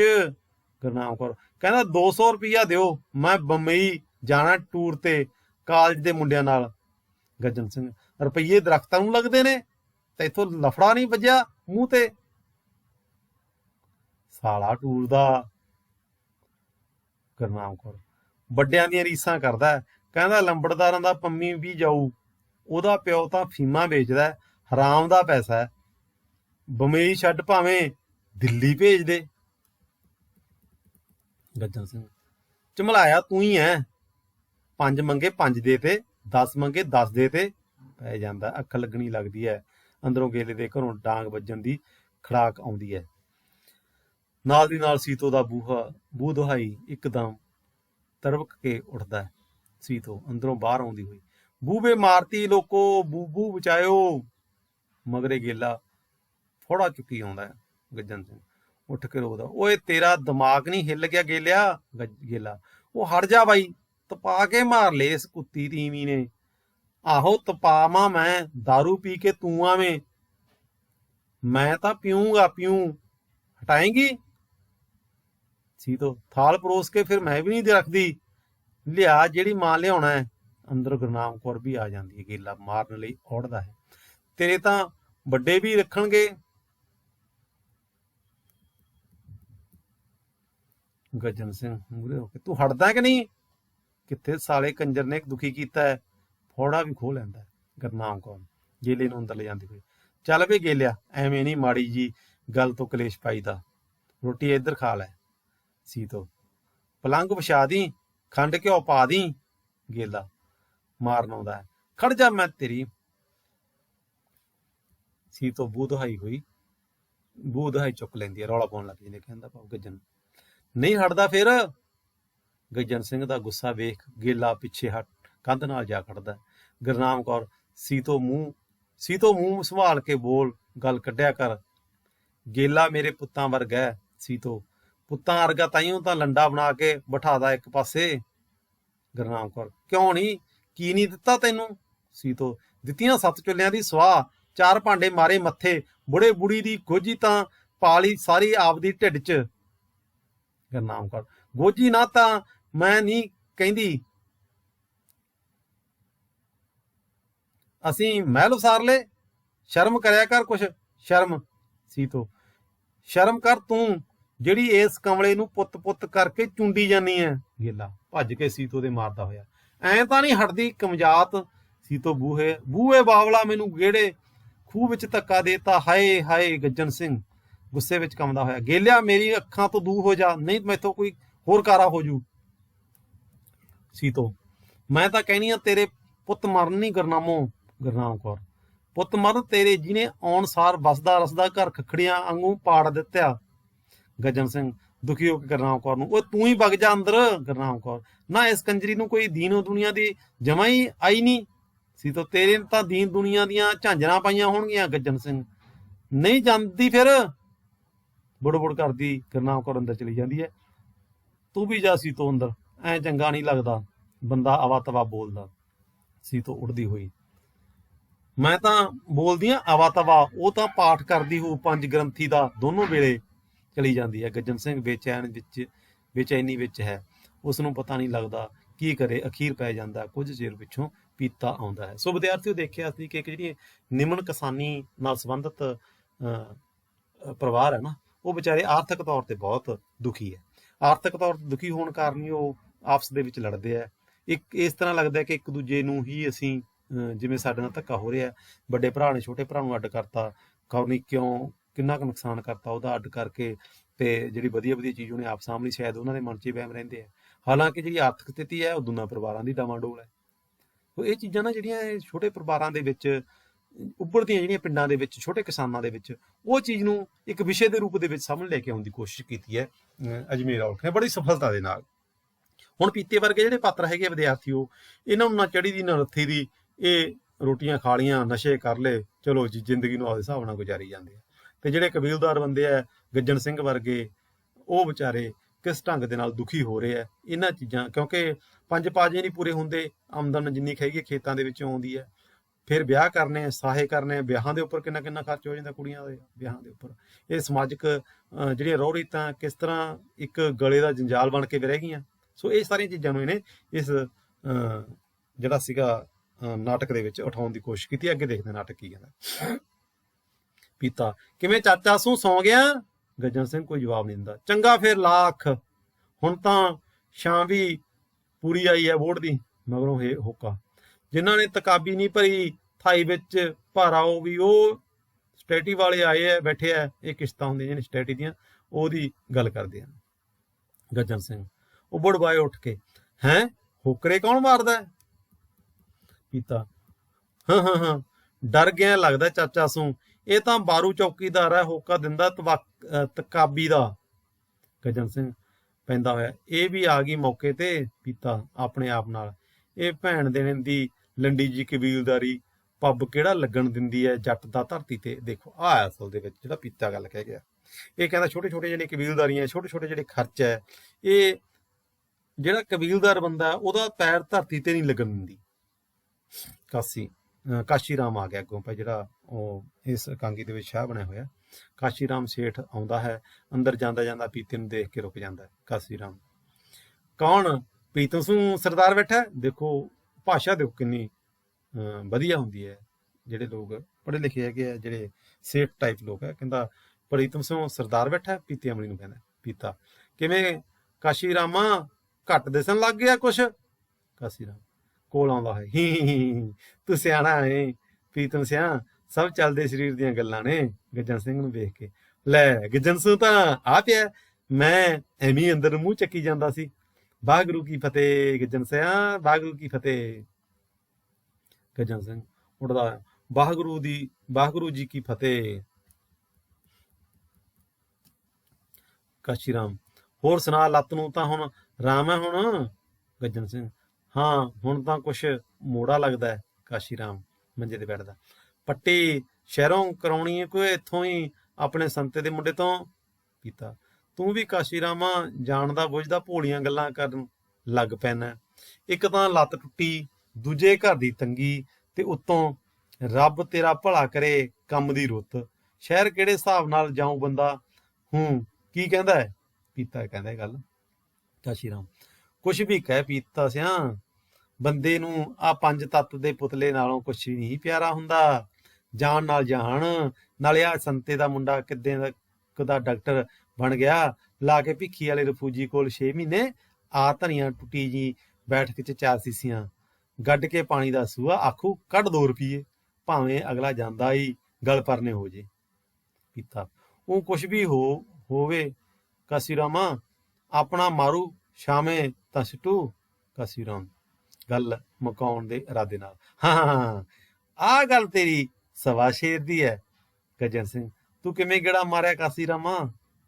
ਕਾਸ਼ੀ ਰਾਮ, ਸਾਡੇ ਕਰਮਾਂ 'ਚ ਤਾਂ ਤੁਹਾਡੇ ਸਰਦਾਰਾਂ ਦੇ ਘਰਾਂ ਦੀ ਖਾਕ ਛਾਨਣੀ ਲਿਖਿਆ ਹੈ। ਗੱਜਣ ਸਿਆ, ਮੈਂ ਕਿਹਾ ਗੱਜਣ ਸੂ ਅੱਜ ਕੱਲ ਵੋਟ ਦੀ ਛਾਵੇਂ ਬਹਿੰਦਾ, ਆਪਾਂ ਵੀ ਸੁਣ ਆਈਏ ਰੱਬ ਘਰ ਦੀਆਂ 1-2 ਬੰਦਾ ਭਜਨ ਬੰਦਗੀ ਵਾਲਾ। ਪੀਤਾ, ਸੁਣਿਆ ਕਾਸ਼ੀ ਰਾਮਾ ਤੂੰ ਸੌਦਾ ਕਰ ਲਿਆ ਇਸ ਬੋਰਡ ਵਾਲੀ ਥਾਂ ਦਾ ਸਰਦਾਰਾਂ ਨਾਲ? ਕਾਸ਼ੀ ਰਾਮ, ਆਪਣੇ ਚੈਨੀ ਪਰੁੱਖ ਕਿੱਥੇ ਹੈ ਪੀਤਾ ਸਿਆ, ਪਰ ਜੇ ਮੈਂ ਕਰ ਵੀ ਲਵਾਂ ਤੁਹਾਨੂੰ ਸਰਦਾਰਾਂ ਨੂੰ ਕੋਈ ਇਤਰਾਜ਼ ਹੈ? ਪੀਤਾ, ਲੈ ਸਾਨੂੰ ਕੀ ਇਤਰਾਜ਼ ਹੈ, ਤੇਰੀ ਮਾਇਆ, ਭਾਵੇਂ ਮੈਸ ਖਰੀਦ ਚਾਹੇ ਕੱਟਾ, ਸਾਡੇ ਤੇ ਤਾਂ ਬਸ ਐਨੀ ਮਿਹਰ ਦਾ ਹੱਥ ਰੱਖੀ ਵੀ ਸਾਡੇ ਪਾਸੇ ਵਾਲਾ ਆ ਟਾਹਣਾ ਨਾ ਵੱਢੀ, ਕਿਤੇ ਐਸ ਛਾਂ ਤੋਂ ਵੀ ਜਾਈਏ। ਗੱਜਣ ਸਿੰਘ, ਤੂੰ ਕਾਸ਼ੀ ਰਾਮਾ ਦੱਸਿਆ ਐ ਨਹੀਂ ਕਿਵੇਂ ਚੱਕਰ ਮਾਰਿਆ? ਪੀਤਾ, ਕਾਸ਼ੀ ਰਾਮ ਦੇ ਨਾਲ ਤੇਰੇ ਨਾਲ ਪੀਤਾ ਕੀ ਕਹਿੰਦਾ, ਕਾਸ਼ੀ ਰਾਮ ਨੇ ਤੇਰੇ ਨਾਲ ਕੋਈ ਹਿਸਾਬ ਕਿਤਾਬ ਕਰਨਾ ਹੋਣਾ, ਹੋਰ ਕੀ ਇਹ ਇੱਥੇ ਗਲੀਆਂ ਪੱਕੀਆਂ ਕਰਾਉਣ ਆਇਆ। ਕਾਸ਼ੀ ਰਾਮ ਲੰਬੜਦਾਰਾਂ ਸਿਆਣੀ ਗੱਲ ਕਰਦਾ ਹੈ। ਗੱਜਣ ਸਿੰਘ, ਹਿਸਾਬ ਕਿਤਾਬ ਤੋਂ ਕਦੋਂ ਭੱਜਿਆ ਆਪਾਂ ਕਾਸ਼ੀ ਰਾਮਾ, ਪਰ ਇਸ ਸਾਰੀ ਟੁੱਟੀ ਜੀ ਕਬੀਲਦਾਰ ਨੇ ਐਸਾ ਵਲਗਾ ਮਾਰਿਆ ਕਿਸੇ ਪਾਸਿਓਂ ਮੂੰਹ ਕਿਹੜਾ ਨਿਕਲ ਨੂੰ ਦਿੰਦੀ ਹੈ। ਕਾਸ਼ੀ ਰਾਮ, ਸਹੀ ਹੈ ਤੇਰੀ ਗੱਲ, ਸਵਾ 16 ਨੇ ਸਹੀ ਹੈ, ਪਰ ਜਗ ਤੇ ਸੁਖੀ ਵੀ ਕਿਹੜਾ ਨਾਨਕ ਦੁਖੀਆ ਸਭ ਸੰਸਾਰ। ਪੀਤਾ, ਐਂ ਤਾਂ ਤੂੰ ਸਾਰਿਆਂ ਨੂੰ ਇੱਕੋ ਡੈਂਡ ਕੇ ਨਾਲ ਨਾ ਹੱਕ ਕਾਸ਼ੀ ਰਾਮਾ, ਹੁਣ ਆ ਹਵੇਲੀ ਵਾਲਿਆਂ ਨੂੰ ਕੀ ਦੁੱਖ ਹੈ, ਫਿਰ ਰੱਬ ਤੇਰਾ ਭਲਾ ਕਰੇ, ਨੰਬਰਦਾਰਾਂ ਦੇ ਅੱਗ ਲਾਈ ਨਹੀਂ ਲੱਗਦੀ। ਕੀ ਕਹਿੰਦਾ ਹੈ ਕਾਸ਼ੀ ਰਾਮ, ਕਰਮ ਕੋਈ ਕਿਸੇ ਦੀ ਕਿਵੇਂ ਖੋਹੇ, ਸਾਰੀ ਗੱਲ ਕਰਮਾਂ ਤੇ ਆ ਕੇ ਦਮ ਤੋੜ ਦਿੰਦੀ ਹੈ। ਪੀਤਾ, ਫੀਮਾਂ ਵੇਚਦੇ ਨੇ, ਹੇਰਾ ਫੇਰੀਆਂ ਕਰਦੇ ਨੇ, ਤੂੰ ਇਹਨਾਂ ਨੂੰ ਕਰਮਾਂ ਦਾ ਨਾਂ ਦੇਈ ਜਾਂਦਾ ਨਾ। ਆ ਹੁਣ ਤੂੰ ਕਿਹੜਾ ਹਲ ਜੋੜਦਾ ਕਰਕੇ, ਕਾਟੇ ਬਾਟੇ ਜੇ ਹੁਣ ਕੱਢ ਦੇਗਾ ਮੇਰੇ ਵਾਲੇ ਚਾਚੇ ਕੰਨੀ 500-700 ਰੁਪਈਆ। ਕੀ ਕਹਿੰਦਾ, ਚਿਲਮ ਦਾ ਸੂਟਾ ਭਰਦਾ, ਪਰ ਉਹ ਬੁੱਝ ਚੁੱਕੀ ਹੈ। ਉਹ ਫੇਰ ਬੁੱਝ ਗਈ, ਤੂੰ ਤਾਂ ਹੁਣ ਤਮਾਕੂ ਵੀ ਗਧੇ ਦੀ ਰਿੱਧ ਪਾ ਕੇ ਦਿੰਦਾ ਜਾਣ ਦੇ ਇਰਾਦੇ ਨਾਲ ਗੱਜਣ ਸਿੰਘ ਨੂੰ। ਚੰਗਾ ਫਿਰ ਤੁਸੀਂ ਕਰੋ ਗੱਲਾਂ, ਮੈਂ ਘਰੋਂ ਲਿਆਵਾਂ ਚਿਲਮ ਚ ਕੋਲਾ, ਨਾਲੇ ਮੇਮਣਿਆਂ ਤੇ ਧੁੱਪ ਆ ਗਈ ਹੋਣੀ ਹੈ, ਜਾਣ ਲੱਗਦਾ। ਅਸਲ ਦੇ ਵਿੱਚ ਉਹ ਇਸ ਕਰਕੇ ਜਾਂਦਾ ਹੈ ਕਿ ਕਾਸ਼ੀ ਰਾਮ ਨੇ ਤੇ ਜਿਹੜਾ ਸ਼ਾਹ ਆਇਆ ਹੋਇਆ ਹੈਗਾ, ਕਾਸ਼ੀ ਰਾਮ ਤੇ ਗੱਜਣ ਸਿੰਘ ਨੇ ਕੋਈ ਗੱਲ ਕਰਨੀ ਹੁੰਦੀ ਹੈ, ਕੋਈ ਗੁਪਤ ਗੱਲ ਕਰਨੀ ਹੁੰਦੀ ਹੈ, ਲੈਣ ਦੇਣ ਦੀ ਗੱਲ ਕਰਨੀ ਹੁੰਦੀ ਹੈ। ਕਾਸ਼ੀ ਰਾਮ ਗੱਜਣ ਸਿੰਘ ਨੂੰ ਪੀਤੇ ਬਾਰੇ, ਲੈ ਜੱਟ ਨੇ ਨਸ਼ਿਆਂ ਨਾਲ ਦੇਹ ਗਾਲ ਲਈ, ਅਮਲੀ ਮਾਰ ਲੈਣਗੇ ਇਹਨੂੰ ਤਾਂ। ਪੀਤਾ ਸੁਣ ਕੇ ਵਾਪਸ ਆਉਂਦਾ ਹੋਇਆ, ਕਾਸ਼ੀ ਰਾਮਾ ਜਿਹੜੇ ਅਮਲ ਨਹੀਂ ਕਰਦੇ ਉਹ ਮਰਦੇ ਹੀ ਨਹੀਂ, ਕਹਿ ਕੇ ਚਲਿਆ ਐ ਜਾਂਦਾ। ਗੱਜਣ ਸਿੰਘ, ਹਾਂ ਕਾਸ਼ੀ ਰਾਮਾ, ਨਾਵਾਂ ਤਾਂ ਦੱਸ ਕਿੰਨਾ ਕੁ ਬਣਦਾ ਹੈ। ਕਾਸ਼ੀ ਰਾਮ, ਨਾਵਾਂ ਤੈਨੂੰ ਕੋਈ ਭੁੱਲਿਆ, ਬਹੀ ਫਰੋਲਦਾ ਹੋਇਆ। ਪੁੱਛਣਾ ਹੈ, ਪੁੱਛ ਲਾ, ਦੱਸ ਦਿੰਨੇ ਆ। ਮਿੱਤ ਭਗਵਾਨੇ ਕਾ, ਗਿਆਲਾ ਚੰਨਣ ਦਾ, ਸੁਖਾਨੰਦੋ ਦਾ, ਲੈ ਆ ਪਿਆ, ਲੈ ਸੁਣ। 500 ਤਾਂ ਤੈਂ ਉਦੋਂ ਲਿਆ ਸੀ ਜਦੋਂ ਤੇਰਾ ਵੱਡਾ ਮੁੰਡਾ ਬਿਮਾਰ ਸੀ, ਪਟਿਆਲੇ ਲੈ ਗਏ ਸੀ। ਫਿਰ 400 ਪਰ ਕੱਤੇ ਵੇਲੇ ਜਦੋਂ ਰੇਹ ਦੇ ਭਰੇ ਸੀ, ਆਇਆ ਨਹੀਂ ਯਾਦ, ਜਦੋਂ ਕਹਿੰਦਾ ਸੀ ਸੁਸਾਇਟੀ ਵਾਲਿਆਂ ਨੇ ਪੁਲਿਸ ਨੂੰ ਨਾ ਦੇ ਦਿੱਤਾ, ਠੀਕ ਹੈ। ਕਹਿੰਦਾ ਵੀ ਕਿਤੇ ਪੁਲਿਸ ਵਾਲਿਆਂ ਨੂੰ ਨਾ ਦੇ ਸੁਸਾਇਟੀ ਵਾਲੇ ਕਿਤੇ ਮੁਕੱਦਮਾ ਨਾ ਕਰ ਦੇਣ, ਇਸ ਕਰਕੇ ਤੂੰ ਮੈਨੂੰ ਕਹਿੰਦਾ ਸੀ ਵੀ ਇਹ ਭਰ ਦੇ। ਜਦੋਂ ਕਹਿੰਦਾ ਸੀ ਸੁਣ, ਸੁਸਾਇਟੀ ਵਾਲਿਆਂ ਨੇ ਪੁਲਿਸ ਨੂੰ ਨਾ ਦੇਤਾ, ਠੀਕ ਹੈ ਨਾ। ਗੱਜਣ ਸਿੰਘ, ਬਿਲਕੁਲ ਠੀਕ ਹੈ। 200 ਤੇ 15 ਰੁਪਏ ਹੱਟ ਤੇ ਤੋਂ ਸੌਦੇ ਪੱਤੇ ਦੇ, ਸਾਰਾ ਵਾਧਾ ਘਾਟਾ ਕਰਕੇ ਬਣ ਗਏ 1434 ਰੁਪਏ 14 ਪੈਸੇ। ਗੱਜਣ ਸਿੰਘ, ਦੇਣੇ ਤਾਂ ਤੇਰੇ ਖਰੇ ਹੈ ਭਾਈ ਕਾਸ਼ੀ ਰਾਮਾ, ਜਦ ਭਾਈ ਲਏ ਐ ਦੇਣੇ ਵੀ ਐ, ਉਰੇ ਨਹੀਂ ਦੇਵਾਂਗੇ, ਗਾਂ ਧਰਮਰਾਜ ਲੈ ਲੂ ਸੰਗੀ ਦੱਬ ਕੇ।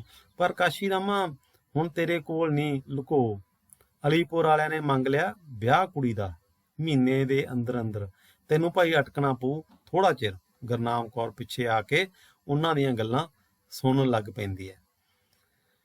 ਕਾਸ਼ੀ ਰਾਮ, ਦੇਖ ਗੱਜਣ ਸਿਆ, ਤੂੰ ਐ ਗਰੀਬ ਮਾਰ ਨਾ ਕਰ। ਕਹਿੰਦਾ ਵੀ ਤੂੰ ਗਰੀਬ ਮਾਰ ਨਾ ਕਰ ਮੇਰੀ, ਸਾਡੀਆਂ ਕਿਹੜਾ ਬੱਸਾਂ ਚੱਲਦੀਆਂ ਨੇ, ਤੁਹਾਡੇ ਸਰਦਾਰਾਂ ਦੇ ਸਿਰ ਤੇ ਆਈ ਦਾਣੇ ਪਾਣੀ ਚੱਲੀ ਜਾਂਦਾ, ਨਾਲੇ ਜਿੰਨਾ ਸਮਾਂ ਜ਼ਿਆਦਾ ਲੱਗਦਾ ਤੇਰਾ ਆਈ ਨੁਕਸਾਨ ਹੈ, ਰਕਮ ਸੂੰਦੀ ਜਾਂਦੀ ਹੈ। ਇਹ ਅਸਲ ਵਿੱਚ ਕਹਿੰਦਾ ਵਿਆਜ ਲੱਗ ਕੇ ਰਕਮ ਵਧੀ ਜਾਂਦੀ ਹੈ। ਗੱਜਣ ਸਿੰਘ, ਇਹ ਤਾਂ ਤੇਰੀ ਗੱਲ ਝੂਠ ਨਹੀਂ, ਪਰ ਕੋਈ ਹੀਲਾ ਵੀ ਬਣੇ।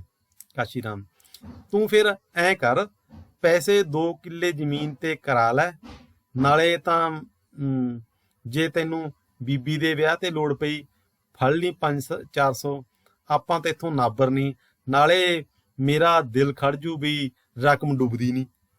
ਗੱਜਣ ਸਿੰਘ, ਜ਼ਮੀਨ ਤੇ ਤਾਂ ਮੈਂ ਪਹਿਲਾਂ ਹੀ ਰੱਖੀ ਬੈਠਾ 2 ਕਿੱਲੇ ਜੈਲੇ ਨੰਬਰਦਾਰ ਕੋਲ, 2 ਤੈਨੂੰ ਦੇ ਕੇ ਮੇਰੇ ਜਵਾਕ ਕਿੱਥੋਂ ਰੋਟੀ ਖਾਣਗੇ। ਗੁਰਨਾਮ ਕੌਰ ਅੱਗੇ ਆਉਂਦੀ ਹੋਈ, ਇਹ ਤਾਂ ਕਾਸ਼ੀ ਰਾਮਾ ਸਾਰੀ ਉਮਰ ਆਪਦੀਆਂ ਐਂ ਮਾਰੀ ਜੀ ਗਏ, ਤੂੰ ਭਾਈ ਠੀਕ ਕਹਿਣਾ।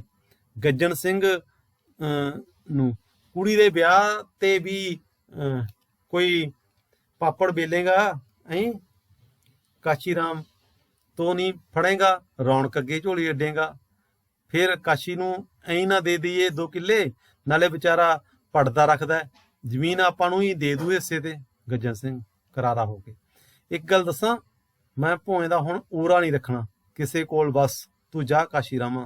ਕਾਸ਼ੀ ਰਾਮ ਹੱਥਕ ਮਹਿਸੂਸ ਕਰਦਾ ਹੋਇਆ ਇੱਕਦਮ ਭੜਕ ਜਾਂਦਾ। ਚਲਿਆ ਤਾਂ ਮੈਂ ਜਾਣਾ ਗੱਜਣ ਸਿਆ, ਪਰ ਇੱਕ ਗੱਲ ਕੰਨ ਖੋਲ ਕੇ ਸੁਣ ਲੈ, ਜੇ 15 ਦਿਨਾਂ ਦੇ ਅੰਦਰ ਅੰਦਰ ਨਾਵਾਂ ਚੁੱਕਦਾ ਨਾ ਕੀਤਾ ਤਾਂ ਪੰਚਾਇਤ ਇਕੱਠੀ ਕਰੂੰ, ਉੱਥੇ ਨਾ ਨਿਬੜਿਆ ਕਚਹਿਰੀਆਂ ਚੜੂ ਜਾਂਦਾ ਜਾਂਦਾ। ਮੇਰਾ ਨਾਂ ਵੀ ਕਾਸ਼ੀ ਰਾਮ ਹੈ, ਕਾਸ਼ੀ ਰਾਮ ਜੁੱਲੀ ਤੱਪੜ ਬਕਾ ਦੂੰ। ਚਲਿਆ ਜਾਂਦਾ। ਗੁਰਨਾਮ ਕੌਰ ਤੂੰ ਤਾਂ ਨਾਲੇ ਸਾਡੀ ਬੇਇੱਜ਼ਤੀ ਕਰਾਏਗਾ ਨਾਲੇ ਆਪਦੀ ਦਾੜੀ ਪਟਵਾਏਗਾ। ਮੈਂ ਕਹਿਣੀ ਆ ਤੈਨੂੰ ਅਕਲ ਕਦੋਂ ਆਊ? ਗੱਜਣ ਸਿੰਘ ਅੱਕ ਕੇ, ਉਹ ਤੁਸੀਂ ਸਾਰੇ ਗਿਰਜਾਂ ਬਣ ਕੇ ਕਿਉਂ ਮੈਨੂੰ ਚੂੰਡਣ ਤੇ ਲੱਗੇ ਹੋ? ਤੁਹਾਡਾ ਮੇਰਾ ਵੈਰ ਕੀ ਹੈ? ਜਾ ਵਗ ਜਾ, ਮੇਰੇ ਮੂੰਹੋਂ ਹੋਰ ਕੋਈ ਨਿਕਲੂ ਬੋਲ ਕਬੋਲ। ਅਸਲ ਦੇ ਵਿੱਚ ਵਿਦਿਆਰਥੀ ਇਹਨਾਂ ਨੂੰ ਨਿਮਨ ਵਰਗ ਦੇ ਜਿਹੜੇ ਲੋਕ ਹੈ ਨਾ, ਗਰੀਬ ਕਿਸਾਨ ਕਹਿ ਸਕਦੇ, ਗਰੀਬ ਕਿਸਾਨ ਜਾਂ ਨਿਮਨ ਕਿਸਾਨ ਨਹੀਂ, ਇਹਨੂੰ ਪਤਾ ਨਹੀਂ ਲੱਗ ਰਿਹਾ ਕਿ ਸਾਡਾ ਸਾਂਝਾ ਦੁਸ਼ਮਣ ਕੌਣ ਹੈ, ਸਾਡੀ ਜਿਹੜੀ ਕਮਾਈ ਆ ਉਹ ਕਿੱਥੇ ਖੱਪ ਜਾਂਦੀ ਹੈ, ਕਿਉਂ ਨਹੀਂ ਸਾਡੇ ਕੋਲ 4 ਪੈਸੇ ਬਚਦੇ। ਉਹ ਚੀਜ਼ ਨਹੀਂ ਇਹਨਾਂ ਨੂੰ ਲੱਭ ਰਹੀ। ਅਖੀਰ ਦੇ ਵਿੱਚ ਜਾ ਕੇ ਅਸੀਂ ਦੇਖਾਂਗੇ ਇੱਕ ਤਗੜੀ ਧਿਰ ਹੈ ਜਿਹੜੀ ਇਹਨਾਂ ਦੀ ਇੱਜ਼ਤ ਤੇ ਹਮਲਾ ਕਰਦੀ ਹੈ, ਉਹਦੇ ਖਿਲਾਫ ਫਿਰ ਸਾਰੇ ਇਕੱਠੇ ਹੁੰਦੇ ਆ। ਜੇਕਰ ਇਸ ਤਰ੍ਹਾਂ ਨਾਲ ਇੱਕ ਵਰਗ ਸੰਘਰਸ਼ ਬਣਦਾ ਤਾਂ ਕਿਤੇ ਨਾ ਕਿਤੇ ਨਿਆਂ ਮਿਲਣ ਦੀ ਆਸ ਜਾਗ ਪੈਂਦੀ ਹੈ। ਜਦੋਂ ਇਕੱਲੇ ਇਕੱਲੇ ਲੜਾਈ ਕਰ ਲੜਾਂਗੇ ਉਸ ਸਮੇਂ ਕਿਸੇ ਵੀ ਤਰ੍ਹਾਂ ਦੀ ਕੋਈ ਆਸ ਨਹੀਂ ਰਹਿੰਦੀ, ਕਿਸੇ ਵੀ ਤਰ੍ਹਾਂ ਦਾ ਤੁਸੀਂ ਨਿਆਂ ਨਹੀਂ ਲੈ ਸਕਦੇ। ਗੱਜਣ ਸਿੰਘ ਅੱਗੇ ਗੁਰਨਾਮ ਕੌਰ ਪੂਰੇ ਗੁੱਸੇ ਨਾਲ ਜਦੋਂ ਘਰੇ ਜਾਂਦੀ ਆ, ਉਹ ਤੈਂ ਤਾਂ ਬਸ਼ਰਮੀ ਤੇ ਲੱਕ ਬੰਨਿਆ, ਬਸ਼ਰਮੀ ਤੇ ਘਰੇ ਬਿਠਾ ਕੇ ਰੱਖੀ ਐ ਕੋਠੇ ਜਿੱਡੀ ਧੀ, ਗੁਰਦੁਆਰਾ ਬਣਾ ਲੈ ਇੱਥੇ, ਪਾਠਨ ਬਣਾ ਕੇ ਬਿਠਾ ਦੀ ਵਿੱਚ ਜਾਂਦੀ ਜਾਂਦੀ, ਕੀ ਸ਼ਰਮ ਲਾਈ ਹੈ ਧੌਲ ਦਾੜੀਏ ਨੇ। ਅੰਦਰ ਚਲੀ ਜਾਂਦੀ ਹੈ। ਗੱਜਣ ਸਿੰਘ ਨੂੰ ਬੇਚੈਨੀ ਚ ਪਤਾ ਹੀ ਨਹੀਂ ਲੱਗਦਾ ਕੀ ਕਰੇ। ਮੰਜੇ ਤੇ ਇੱਧਰ ਉੱਧਰ ਹੱਥ ਮਾਰਦਾ ਹੈ, ਫਿਰ ਨਿਢਾਲ ਹੋ ਕੇ ਮੰਜੇ ਉੱਤੇ ਪੈ ਜਾਂਦਾ ਹੈ। ਗੱਜਣ ਸਿੰਘ ਦੀ ਅੱਖ ਲੱਗ ਜਾਂਦੀ ਹੈ। ਸੁਪਨੇ ਵਿੱਚ ਪੰਛੀਆਂ ਦੀ ਮਿੱਠੀ ਮਿੱਠੀ ਚੀਂ ਚਹਾਟ ਸੁਣਾਈ ਦਿੰਦੀ ਹੈ, ਫਿਰ ਬਲਦਾਂ ਦੀਆਂ ਟੱਲੀਆਂ ਦੀ ਟਣਕਾਰ। ਥੋੜੇ ਚਿਰ ਪਿੱਛੋਂ ਬਿੰਦਰ ਬਾਹਰੋਂ ਕਾਲੀ ਕਾਲੀ ਆਉਂਦਾ ਹੈ ਤੇ ਅੰਦਰ ਚਲੇ ਜਾਂਦਾ ਹੈ। ਪਿੱਛੇ ਗੁਰਨਾਮ ਕੌਰ ਆ ਗਿਆ ਕੌਲੇ ਕੱਛ ਕੇ। ਬਿੰਦਰ ਤੈਂ ਟਿੰਡੀਆਂ ਲੈਣੀਆਂ? ਪਿੱਛੋਂ ਗੁਰਨਾਮ ਕੌਰ ਉਹ ਰੋਟੀਆਂ ਪਈਆਂ ਆਲੇ ਚ ਝੁਲਛ ਲੈ। ਪਿੱਛੋਂ ਬਿੰਦਰ ਰੋਟੀਆਂ ਨੂੰ ਪਾਇਆ ਬੁਰੀ ਮਹਿ ਦਾ ਘਿਓ। ਪਿੱਛੋਂ ਗੁਰਨਾਮ ਕੌਰ ਬੁਰੀ ਮਹਿ ਨੂੰ ਤੇਰੀ ਪਿਓ ਦੀ ਪੈਨਸ਼ਨ ਆਉਂਦੀ ਹੈ? ਮੈਨੂੰ ਨਹੀਂ ਪਤਾ, ਜੇ ਮੈਨੂੰ ਟੂਰ ਤੇ ਜਾਣ ਨੂੰ ਪੈਸੇ ਨਾ ਦਿੱਤੇ ਮੈਂ ਘਰੋਂ ਨਿਕਲ ਜੂ। ਗੁਰਨਾਮ ਕੌਰ ਜਾ ਕੱਲ ਨੂੰ ਨਿਕਲਦਾ ਹੁਣੇ ਨਿਕਲ ਜਾ। ਘਰੋਂ ਨਿਕਲਣ ਦੇ ਡਰਾਵੇ ਦਿੰਦਾ ਹੈ। ਐਡਾ ਸਾਰਾ ਬੋਡਲ ਹੋ ਗਿਆ, ਕਦੇ ਐਂ ਵੀ ਸੋਚਿਆ ਘਰੇ 20 ਸਾਲ ਦੀ ਕੁਆਰੀ ਭੈਣ ਬੈਠੀ ਹੈ। ਪਿੱਛੋਂ ਬਿੰਦਰ ਮੈਂ ਕੀ ਕਰਾਂ ਫਿਰ? ਜੰਮੂ ਤੁਸੀਂ ਵਿਆਹ ਮੈਂ ਕਰਦਾ ਫਿਰ ਉਹਦਾ। ਪਿੱਛੋਂ ਗੁਰਨਾਮ ਕੌਰ ਬਸ ਕੁੱਤੇ ਵਾਂਗੂ ਭੌਂਕਣਾ ਹੀ ਆਉਂਦਾ ਹੈ, ਹੋਰ ਵੀ ਕੁਛ ਆਉਂਦਾ ਹੈ? ਪਿੱਛੋਂ ਬਿੰਦਰ ਹੋਰ ਵੀ ਕੁਛ ਆਉਂਦਾ, ਨਾਲੇ ਹੋਰ ਵੀ ਕੁਛ ਆਉਂਦਾ ਹੈ। ਥੋੜਾ ਚਿਰ ਚੁੱਪ ਵਰਤ ਜਾਂਦੀ ਹੈ। ਦੂਰੋਂ ਕੁੜੀ ਦੇ ਦੋਹੇ ਲਾਏ ਜਾਣ ਦੀ ਆਵਾਜ਼ ਆਉਂਦੀ ਹੈ। ਪਹਿਲੀ ਉੱਚਾ ਬੁਰਜ ਲਾਹੌਰ ਦਾ, ਵਿੱਚ ਦਰਵਾਜ਼ੇ 8, ਤੂੰ ਤਾਂ ਪਿੰਡ ਦਾ ਚੌਧਰੀ, ਤੇਰੀ ਕੁਰਸੀ ਉੱਤੇ ਵੇ ਰਾਜਿਆ ਬਾਬਲਾ ਲੱਤ। ਦੂਜੀ ਹੇਠਾਂ ਘੋੜੀ ਸਿਰ ਛਤਰ, ਤੇਰੇ ਲੋਕ ਸਲਾਮਾਂ ਦੇਣ, ਤੂੰ ਪਲੰਗ ਤੇ ਸੌਂਦਾ, ਚਾਕਰ ਸੇਵਾ ਵੇ ਰਾਜਿਆ ਬਾਬਲਾ ਕਰੇਨ। ਗੱਜਣ ਸਿੰਘ ਸੁਪਨੇ ਦਾ ਆਨੰਦ ਲੈ ਰਿਹਾ ਹੁੰਦਾ ਹੈ। ਸੁਪਨੇ ਵਿੱਚ ਗੁਰਨਾਮ ਕੌਰ ਆਉਂਦੀ ਹੈ।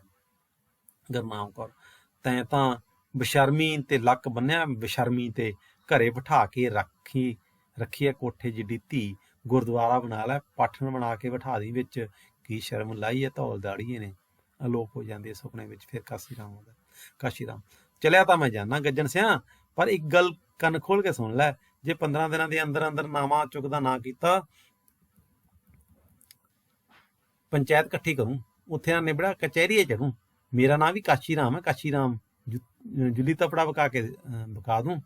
ਗੱਜਣ ਸਿੰਘ ਕ੍ਰੋਧ ਵਿੱਚ ਆ ਕੇ ਕਾਸ਼ੀ ਰਾਮ ਨੂੰ ਡਾਂਗ ਮਾਰਦਾ, ਪਰ ਕਾਸ਼ੀ ਰਾਮ ਅਲੋਪ ਹੋ ਜਾਂਦਾ।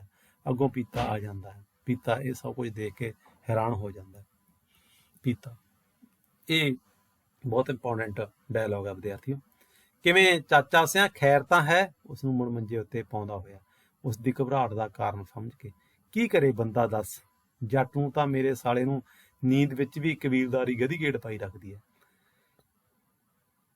ਪਰ ਤੂੰ ਚਾਚਾ ਸਿਆ ਚਿੰਤਾ ਨਾ ਕਰਿਆ ਕਰ, ਕਰੇਗਾ ਬਣਦਾ ਕੁਛ ਨਹੀਂ, ਬਣੂ ਨਹੀਂ ਬਣਦਾ।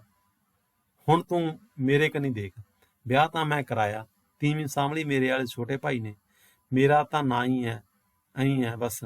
ਪਰ ਫਿਰ ਮਨ ਨੂੰ ਸਮਝਾਇਆ ਬਈ ਆਪਣੇ ਘਰ 'ਚ ਹੀ ਹੈ, ਕਿਸੇ ਗਾਲ ਕੱਢ ਕੇ ਕਹਿੰਦਾ ਬਗਾਨੇ ਦੇ ਤਾਂ ਨਹੀਂ, ਹੋਇਆ ਕੋ ਮੈਂ, ਉਹ ਹੋਇਆ ਕਿ ਮੈਂ, ਇੱਕੋ ਗੱਲ ਹੈ। ਕੀ ਫਰਕ ਪੈਂਦਾ? ਕੋਈ ਫਰਕ ਨਹੀਂ। ਆਪਾਂ ਅਮਲ ਸ਼ਮਲ ਕਰਦੇ ਸੀ, ਜਵਾਕ ਜੱਲੇ ਦਾ ਕਿੱਥੋਂ ਭਰਦੇ। ਹੁਣ ਛੋਟਾ ਭਮੀਰੀ ਵਾਂਗੂ ਫਿਰਦਾ, ਕੰਮ 'ਚ ਘੁੱਕਦਾ। ਆਪਾਂ ਨੂੰ ਦੋਨਾਂ ਵੇਲੇ ਮੰਜੇ ਤੇ ਬੈਠਿਆਂ ਨੂੰ ਰੋਟੀ ਮਿਲ ਜਾਂਦੀ ਹੈ, ਹੋਰ ਬੰਦਾ ਕੀ ਭਾਲਦਾ? ਬਾਂਸ ਕੀ ਕਹਿੰਦਾ? ਬਾਹਰੋਂ ਟਹਿਲਾ ਕਹੀ ਚੁੱਕੀ ਦਗੜ ਦਗੜ ਕਰਦਾ ਆ ਕੇ ਅੰਦਰ ਚਲਿਆ ਜਾਂਦਾ, ਤੇ ਪੀਤਾ ਹੈਰਾਨ ਹੋਇਆ ਅੰਦਰ ਵੇਖਦਾ। ਅਸਲ ਦੇ ਵਿੱਚ ਵਿਦਿਆਰਥੀ ਜਿਹੜੀ ਪੀਤੇ ਦਾ ਡਾਇਲੋਗ ਹੈ ਨਾ, ਇਹਦੇ ਵਿੱਚ ਦੱਸਦਾ ਹੈ ਕਿ ਕਿਸ ਢੰਗ ਦੇ ਨਾਲ ਨਿਮਣ ਕਿਸਾਨੀ ਵਿਚਾਰੀ ਗਧੇ ਗੇੜ 'ਚ ਪਈ ਹੋਈ ਹੈ, ਕਿਸ ਢੰਗ ਦੇ ਨਾਲ ਉਹ ਆਪਣੇ ਆਪ ਨੂੰ ਉੱਪਰ ਉਠਾਉਣ ਦੀ ਕੋਸ਼ਿਸ਼ ਕਰਦੀ ਹੈ, ਪਰ ਲਗਾਤਾਰ ਉਹ ਇਸੇ ਗਧੀ ਚੱਕ ਗੇੜ ਦੇ ਵਿੱਚ ਪੈ ਕੇ ਤੇ ਇੱਕ ਦਲਦਲ ਦੇ ਵਿੱਚ ਖੁੱਭੀ ਜਾ ਰਹੀ ਹੈ। ਔਰ ਇਸੇ ਕਰਕੇ ਜਿਹੜੀ ਨਿਮਰ ਕਿਸਾਨੀ ਹੈਗੀ ਆ, ਉਹ ਬੜੀ ਦੁਖੀ ਜ਼ਿੰਦਗੀ ਦਾ ਆਪਣਾ ਜੀਵਨ ਨਿਰਵਾਹ ਕਰ ਰਿਹਾ। ਟਹਿਲਾ ਬਾਹਰੋਂ ਆਉਂਦਾ ਘਬਰਾਇਆ ਹੋਇਆ, ਲੜਾਈ ਦੇ ਮੂਡ ਦੇ ਵਿੱਚ। ਅੱਗੋਂ ਕੀ ਕਹਿੰਦਾ? ਉੱਠੋ ਚਾਚਾ, ਜੇ ਦੇਖਣਾ ਪੰਜੀ ਦਾ ਭਾਉਣ। ਬਾਹਰਲੇ ਪਾਸਿਓਂ ਜੀਤੋ ਦੀ ਆਵਾਜ਼, ਬਾਪੂ ਬਈ ਨੂੰ ਰੋਕੋ, ਸਰਦਾਰਾਂ ਦੇ ਮੁੰਡਿਆਂ ਨਾਲ ਲੜ ਪਿਆ। ਪੀਤਾ ਗੱਜਣ ਸਿੰਘ ਨੂੰ ਜਗਾਉਂਦਾ ਹੋਇਆ, ਚਾਚਾ ਉਹ ਚਾਚਾ, ਲੱਗਦਾ ਟਹਿਲਾ ਕਿਸੇ ਨਾਲ ਲੜ ਪਿਆ। ਗੱਜਣ ਸਿੰਘ ਤਰਬ ਕੇ ਉੱਠਦਾ, ਕਿਉਂ ਕੀ ਹੋ ਗਿਆ? ਟਹਿਲਾ ਬਾਹਰ ਸੋਟੀ ਲੈ ਕੇ ਆਉਂਦਾ ਹੋਇਆ, ਮੈਂ ਦੱਸਦਾ ਤੈਨੂੰ ਕੀ ਹੋ ਗਿਆ। ਉਹਨਾਂ ਸਰਦਾਰਾਂ ਦੇ ਕਾਕਿਆਂ ਨੇ ਤੇਰੀ ਧੀ ਦਾ ਹੱਥ ਫੜ ਲਿਆ। ਓਏ ਮਲੰਗ ਜੱਟਾ।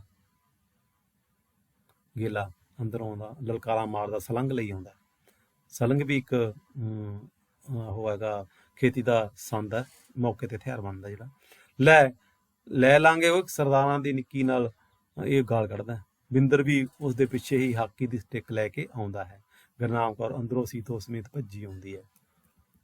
ਬੂਵੇ ਪੱਟੇ ਜਾਵਾਂਗੇ ਵੱਡਿਆਂ ਨਾਲ ਮੱਥਾ ਲਾ ਕੇ, ਸਾਰੇ ਇੱਕ ਥਾਂ ਬਾਹਰ ਨੂੰ ਡਾਂਗਾ ਸਲੰਘਾਂ ਆਦ ਉਲਾਰੀ ਸੁੰਨ ਹੋ ਕੇ ਖੜ ਜਾਂਦੇ ਹਨ। ਸਟਿਲ ਹੋ ਜਾਂਦੇ ਵਿਦਿਆਰਥੀ ਲਾਸਟ ਦੇ ਉੱਪਰ ਜਦੋਂ ਨਾਟਕ ਖਤਮ ਹੁੰਦਾ। ਬਾਹਰੋਂ ਜੀਤੋਂ ਅੱਗੇ ਆ ਕੇ ਹੱਥ ਚੁੱਕ ਕੇ ਉਹਨਾਂ ਨੂੰ ਰੋਕਦੀ ਖੜ ਜਾਂਦੀ ਹੈ। ਟਹਿਲੇ ਗੇਲੇ ਤੇ ਬਿੰਦਰ ਦੇ ਚਿਹਰੇ ਗੁੱਸੇ ਨਾਲ ਦਗ ਰਹੇ ਹਨ। ਗੱਜਣ ਸਿੰਘ ਦੇ ਚਿਹਰੇ ਉੱਤੇ ਘਬਰਾਹਟ, ਪੀਤੇ ਦੇ ਚਿਹਰੇ ਉੱਤੇ ਹੈਰਾਨੀ ਤੇ ਗੁਰਨਾਮ ਕੌਰ ਤੇ ਸੀਤੋ ਦੇ ਚਿਹਰੇ ਉੱਤੇ ਡਰ ਛਾਇਆ ਹੋਇਆ। ਸੁੰਨ ਅਵਸਥਾ ਵਿੱਚ ਖੜਨ ਦੇ ਨਾਲ ਹੀ ਪਿੱਛੋਂ ਬੈਠਦੀ ਪਹਿਲੀ ਹੇਕ ਦਾ ਪਿਛਲਾ ਹਿੱਸਾ ਉੱਭਰਦਾ ਹੈ। ਘੜੀ ਸੁੱਖ ਦੀ ਭਾਲ ਦੇ ਭਲਾ ਕਿੱਥੋਂ, ਜਿਹੜੇ ਰਹਿਣ ਬਗਾਨੇ ਬੋਰਡ ਦੇ ਥੱਲੇ। ਇਸ ਦੇ ਨਾਲ ਹੀ ਜਿਹੜਾ ਹੌਲੀ ਹੌਲੀ ਪਰਦਾ ਡਿੱਗਦਾ, ਹਨੇਰਾ ਹੁੰਦਾ।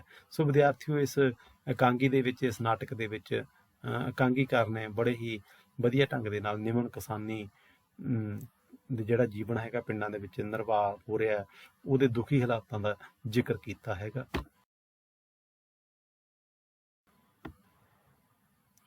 ਔਰ ਕੋਸ਼ਿਸ਼ ਕੀਤੀ ਹੈਗੀ ਹੈ ਲੇਖਕ ਨੇ ਕਿ ਉਸ ਹਾਲਾਤਾਂ ਨੂੰ ਯਥਾਰਥਕ ਪੱਧਰ ਤੇ ਪੇਸ਼ ਕੀਤਾ ਜਾਵੇ, ਔਰ ਬੜੇ ਹੀ ਸਫਲਤਾ ਦੇ ਨਾਲ ਇਸ ਗੱਲ ਦੇ ਵਿੱਚ ਇਕਾਂਗੀਕਾਰ ਕਾਮਯਾਬ। ਇਸ ਪਾਠ ਪੁਸਤਕ ਦੇ ਇਕਾਂਗੀ ਯਾਤਰਾ ਦੇ ਸੰਪਾਦਕ ਉਹ ਵੀ ਇਸ ਇਕਾਂਗੀ ਬਾਰੇ ਟਿੱਪਣੀ ਕਰਦੇ ਆ।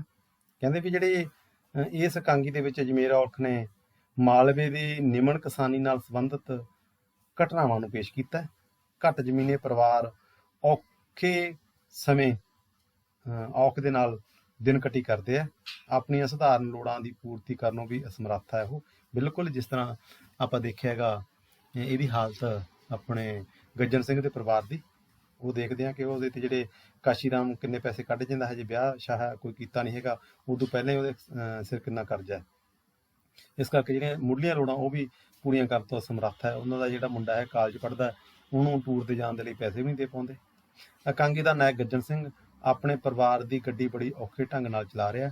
ਉਹਦੀ ਪਤਨੀ ਗੁਰਨਾਮ ਕੌਰ ਇਸ ਗੱਲੋਂ ਦੁਖੀ ਹੈ ਕਿ ਉਹ ਘਰ ਦੀਆਂ ਲੋੜਾਂ ਪੂਰੀਆਂ ਨਹੀਂ ਕਰ ਰਿਹਾ। ਉਸਦਾ ਮੁੰਡਾ ਬਿੰਦਰ ਇਸ ਗੱਲੋਂ ਔਖਾ ਹੈ ਕਿ ਉਹਦੀਆਂ ਕਾਲਜ ਜੀਵਨ ਦੀਆਂ ਇੱਛਾਵਾਂ ਪੂਰੀਆਂ ਨਹੀਂ ਹੋ ਰਹੀਆਂ। ਉਸਦੀ ਭਰਜਾਈ ਸੀਤੋ ਇਸ ਗੱਲੋਂ ਨਾਰਾਜ਼ ਹੈ ਕਿ ਘਰ ਦੀ ਵੰਡ ਵੰਡਾਈ ਸਮੇਂ ਉਹਨਾਂ ਨੂੰ ਪੂਰਾ ਹਿੱਸਾ ਨਹੀਂ ਮਿਲਿਆ। ਪਿੰਡ ਦਾ ਸ਼ਾਹੂਕਾਰ ਕਾਸ਼ੀ ਰਾਮ ਕਰਜ਼ਾ ਵਾਪਸ ਕਰਾਉਣ ਲਈ ਬਾਰ-ਬਾਰ ਗੇੜੇ ਮਾਰਦਾ। ਹੁਣ ਸਾਰੀਆਂ ਗੱਲਾਂ ਜਿਹੜੀਆਂ ਗੱਜਣ ਸਿੰਘ ਤੇ ਹੀ ਆਉਣੀਆਂ। ਇਸ ਸਾਰੀ ਸਥਿਤੀ ਵਿੱਚ ਪੀਤਾ ਅਮਲੀ ਇਹਨਾਂ ਝੰਜਟਾਂ ਤੋਂ ਮੁਕਤ ਹੈ, ਕਿਉਂਕਿ ਉਹ ਦੁਨੀਆਦਾਰੀ ਤੋਂ ਵਿਹਲਾ ਹੋ ਚੁੱਕਾ ਹੈ। ਉਸਦੀ ਪਤਨੀ ਉਸਦੇ ਅਮਲਾਂ ਕਾਰਨ ਉਸਦੇ ਭਰਾ ਦੇ ਘਰ ਵਸ ਗਈ ਹੈ। ਪੀਤੇ ਨੇ ਜ਼ਿੰਦਗੀ ਦੇ ਦੁੱਖਾਂ ਨੂੰ ਨਸ਼ਿਆਂ ਵਿੱਚ ਭੁੱਲ ਕੇ ਆਪਣੇ ਟੁਣਕਵੀਂ ਸ਼ਖਸੀਅਤ ਉਸਾਰ ਲਈ ਹੈ। ਅਸਲ ਦੇ ਵਿੱਚ ਉਹ ਜਿਹੜੀ ਗੱਲ ਕਰਦਾ ਨਾ ਉਹ ਦਿਲੋਂ ਕਰਦਾ ਹੈ, ਔਰ ਜਿਹੜਾ ਟਕੋਰ ਲਾਉਂਦਾ ਹੈ ਕਾਂਗੀ ਦੇ ਵਿੱਚ ਉਹ ਆਪਣੇ ਆਪ ਦੇ ਵਿੱਚ ਲਾਜਵਾਬ ਹੈ। ਕਾਸ਼ੀ ਰਾਮ ਦੇ ਉੱਪਰ ਵੀ ਵਿਅੰਗ ਕਰ ਜਾਂਦਾ ਉਹ।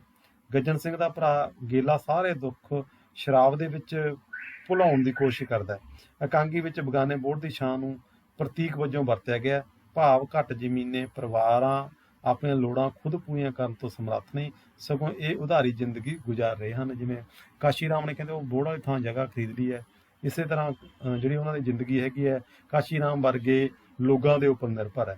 ਜਨਮ ਧਾਰਿਆ ਢਿੱਡ ਦੀ ਲੋੜ ਵਿੱਚੋਂ ਮਰ ਜਾਣਗੇ ਢਿੱਡ ਦੀ ਲੋੜ ਥੱਲੇ, ਘੜੀ ਸੁੱਖ ਦੀ ਭਾਲ ਦੇ ਭਲਾ ਕਿੱਥੋਂ ਜਿਹੜੇ ਰਹਿਣ ਬਗਾਨੜੇ ਬੋਹੜ ਥੱਲੇ।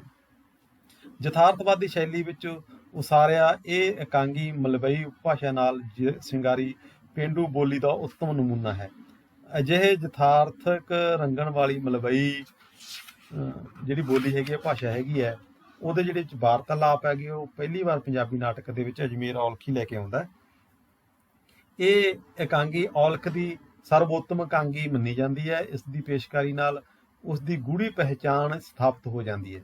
ਇਸ ਪਾਠ ਪੁਸਤਕ ਦੇ ਵਿੱਚ ਬਗਾਨੇ ਬੋਹੜ ਦੀ ਛਾਂ ਦਾ ਪਹਿਲਾ ਰੂਪ ਸ਼ਾਮਲ ਕੀਤਾ ਗਿਆ ਹੈ, ਜਿਹੜਾ ਕਿ 1978 ਈਸਵੀ ਦੇ ਵਿੱਚ ਪ੍ਰੀਤੜੀ ਦੇ ਵਿੱਚ ਛਪਿਆ ਸੀਗਾ। ਉਸ ਤੋਂ ਬਾਅਦ ਛਪੇ ਆਪਣੇ ਪਹਿਲੇ ਇਕਾਂਗੀ ਸੰਗ੍ਰਹਿ ਅਰਬਤ ਨਰਬਤ ਧੰਤੂਕਾਰ ਤੇ ਮੁੜ ਬਗਾਨੇ ਬੋਹੜ ਦੀ ਛਾਂ ਨਾਲ ਹੇਠ ਵੀ ਇਹ ਇਕਾਂਗੀ ਛਪ ਚੁੱਕਾ ਹੈ। ਜਿਹੜੀਆਂ ਵਿਦਿਆਰਥੀਓ ਇਸ ਇਕਾਂਗੀ ਦੇ ਵਿੱਚ ਆਪਾਂ ਕੋਈ ਗਾਲਾਂ ਦੇਖੀਆਂ ਜਿਹੜੀਆਂ ਪੀਤਾ ਕੱਢਦਾ, ਜਾਂ ਕੁਛ ਗਾਲਾਂ ਇਹਦੇ 'ਚੋਂ ਛੱਡ ਦਿੱਤੀਆਂ ਗਈਆਂ ਜਿਹੜੀਆਂ ਸਿੱਧੇ ਰੂਪ ਦੇ ਵਿੱਚ ਸਟੇਜ 'ਤੇ ਕੱਢੀਆਂ ਜਾਂਦੀਆਂ, ਉਹ ਅਸਲ ਦੇ ਵਿੱਚ ਜਿਹੜੀ ਪੇਂਡੂ ਜਨਜੀਵਨ ਹੈ, ਪੇਂਡੂ ਕਲਚਰ ਹੈ, ਉਹਦੇ ਵਿੱਚ ਇਸ ਤਰ੍ਹਾਂ ਦੀਆਂ ਗਾਲਾਂ ਅਕਸਰ ਕੱਢੀਆਂ ਜਾਂਦੀਆਂ। ਦੁਖੀ ਮਨ ਗਾਲਾਂ ਕੱਢਦਾ ਉਹ। ਇਸ ਢੰਗ ਦੇ ਨਾਲ ਇਸ ਇਕਾਂਗੀ ਦੇ ਵਿੱਚ ਇਹ ਚੀਜ਼ਾਂ ਸਾਰੀਆਂ ਆ ਕੇ ਇਕੱਠੀਆਂ ਹੋ ਜਾਂਦੀਆਂ। ਇਹ ਬਹੁਤ ਹੀ ਸਫਲ ਇਕਾਂਗੀ ਹੈ, ਪੇਂਡੂ ਜਨਜੀਵਨ ਨੂੰ ਚਿਤਰਨ ਵਾਲਾ ਬਹੁਤ ਹੀ ਇਤਿਹਾਸਕ ਇਕਾਂਗੀ ਹੈ। ਇਸ ਇਕਾਂਗੀ ਦੇ ਵਿੱਚ, ਇਸ ਨਾਟਕ ਦੇ ਵਿੱਚ ਇਕਾਂਗੀਕਾਰ ਨੇ ਜਿਹੜੇ ਪਾਤਰ ਪੇਸ਼ ਕੀਤੇ ਉਹਨਾਂ ਦੇ ਬਾਰੇ ਤੁਸੀਂ ਗੱਲ ਕਰ ਲਓਗੇ, ਇਕੱਲੇ ਪਾਤਰ ਦੀ ਗੱਲ ਕਰ ਲਓਗੇ। ਗੱਜਣ ਸਿੰਘ ਦੇ ਕਰੈਕਟਰ ਸਕੈਚ ਦੀ ਵੀ ਗੱਲ ਆ ਸਕਦੀ ਹੈ। ਗੱਜਣ ਸਿੰਘ ਕਿਉਂਕਿ ਇਸ ਇਕਾਂਗੀ ਦਾ ਮੂਲ ਸੂਤਰਧਾਰ ਹੈ, ਸਮੁੱਚੀ ਇਕਾਂਗੀ ਦੇ ਵਿੱਚ ਛਾਇਆ ਰਹਿੰਦਾ ਹੈ, ਇੱਕ ਵੀ ਮਿੰਟ ਦੇ ਲਈ ਸਟੇਜ ਤੋਂ ਪਾਸੇ ਨਹੀਂ ਹੁੰਦਾ। ਪੀਤਾ ਅਮਲੀ ਵੀ ਇਸ ਇਕਾਂਗੀ ਦਾ ਬਹੁਤ ਹੀ ਵਧੀਆ ਪਾਤਰ ਕਹਿ ਸਕਦੇ ਹੋ, ਇੰਪੋਰਟੈਂਟ ਪਾਤਰ ਕਹਿ ਸਕਦੇ ਹੋ। ਕਾਸ਼ੀ ਰਾਮ ਲੁਟੇਰਾ ਚਿਹਰਾ ਇੱਕ, ਜਿਹੜਾ ਕਿ ਸਮਾਜ ਨੂੰ ਪੂੰਜੀਪਤੀ ਲੋਕ ਜਿਵੇਂ ਲੁੱਟਦੇ ਹੈ, ਉਸੇ ਤਰ੍ਹਾਂ ਗੇਲਾ ਨਸ਼ਿਆਂ ਦੇ ਵਿੱਚ ਲੱਗਿਆ ਹੋਇਆ ਤੇ ਟਹਿਲੇ ਵਰਗੇ ਕੰਮ ਕਰਨ ਵਾਲੇ ਬੰਦੇ ਹੈ, ਪਰ ਇੱਜ਼ਤ ਦੇ ਲਈ ਆਪਣੇ ਆਪ ਨੂੰ ਮਾਰਨ ਦੇ ਲਈ ਤਿਆਰ ਹੋ ਜਾਂਦੇ ਹੈ। ਇਸੇ ਤਰ੍ਹਾਂ ਜਿਹੜੀਆਂ ਇਹਦੀਆਂ ਔਰਤ ਪਾਤਰ ਹੈਗੀਆਂ ਉਹ ਵੀ ਸਮੇਂ ਦੀਆਂ ਸਤਾਈਆਂ ਹੋਈਆਂ। ਸੋ ਵਿਦਿਆਰਥੀਓ, ਕੁੱਲ ਮਿਲਾ ਕੇ ਇਹ ਇਕਾਂਗੀ ਸਫਲ ਇਕਾਂਗੀ ਹੈ। ਤੁਸੀਂ ਇਸ ਨੂੰ ਧਿਆਨ ਨਾਲ ਕਰ ਲਓ, ਇਹਦਾ ਵਿਸ਼ਾ ਵਸਤੂ ਧਿਆਨ ਨਾਲ ਕਰ ਲਓ। ਇੱਕ ਵਿਦਿਆਰਥੀਓ ਧਿਆਨ ਨਾਲ ਸੁਣ ਲਓ, ਤੁਸੀਂ ਸਾਰੀ ਇਕਾਂਗੀ ਜਾਂ ਸਾਰਾ ਲੈਕਚਰ ਧਿਆਨ ਨਾਲ ਸੁਣਿਆ ਕਰੋ, ਉਸ ਤੋਂ ਬਾਅਦ ਹੀ ਤੁਸੀਂ ਰਿਪੋਰਟ ਤਿਆਰ ਕਰਿਆ ਕਰੋ। ਤੁਸੀਂ ਗਾਈਡ ਤੋਂ ਦੇਖ ਕੇ ਜਾਂ ਇੱਧਰੋਂ ਉੱਧਰੋਂ ਦੇਖ ਕੇ ਰਿਪੋਰਟਾਂ ਤਿਆਰ ਕਰਦੇ ਹੋ, ਇਸ ਤਰ੍ਹਾਂ ਰਿਪੋਰਟਾਂ ਮੈਂ ਕਦੇ ਸਵੀਕਾਰ ਨਹੀਂ ਕਰਨੀਆਂ ਤੁਹਾਡੀਆਂ। ਜੇਕਰ ਅਸੈਸਮੈਂਟ ਲਵਾਉਣੀ ਹੈਗੀ ਤਾਂ ਤੁਸੀਂ ਖੁਦ ਸਾਰੀ ਇਕਾਂਗੀ ਦਾ ਧਿਆਨ ਨਾਲ ਸੁਣਿਆ ਕਰੋ ਲੈਕਚਰ, ਉਸ ਤੋਂ ਬਾਅਦ ਹੀ ਮੈਨੂੰ ਸੈਂਡ ਕਰਿਆ ਕਰੋ, ਨਹੀਂ ਫਿਰ ਇਸ ਤਰ੍ਹਾਂ ਦੀਆਂ ਰਿਪੋਰਟਾਂ ਤਿਆਰ ਕਰਨ ਦਾ ਕੋਈ ਫਾਇਦਾ ਨਹੀਂ ਹੈਗਾ। ਇਹਦੇ ਨਾਲ ਹੀ ਅੱਜ ਆਪਾਂ ਇਸ ਇਕਾਂਗੀ ਨੂੰ ਖਤਮ ਕਰਦੇ ਹਾਂ। ਅਗਲੇ ਇਕਾਂਗੀ ਦੀ ਚਰਚਾ ਆਉਣ ਵਾਲੇ ਦਿਨਾਂ ਦੇ ਵਿੱਚ ਕਰਾਂਗੇ। ਤੁਹਾਡਾ ਸਿਲੇਬਸ ਜਲਦੀ ਆਪਾਂ ਖਤਮ ਕਰਨ ਦੀ ਕੋਸ਼ਿਸ਼ ਕਰਾਂਗੇ।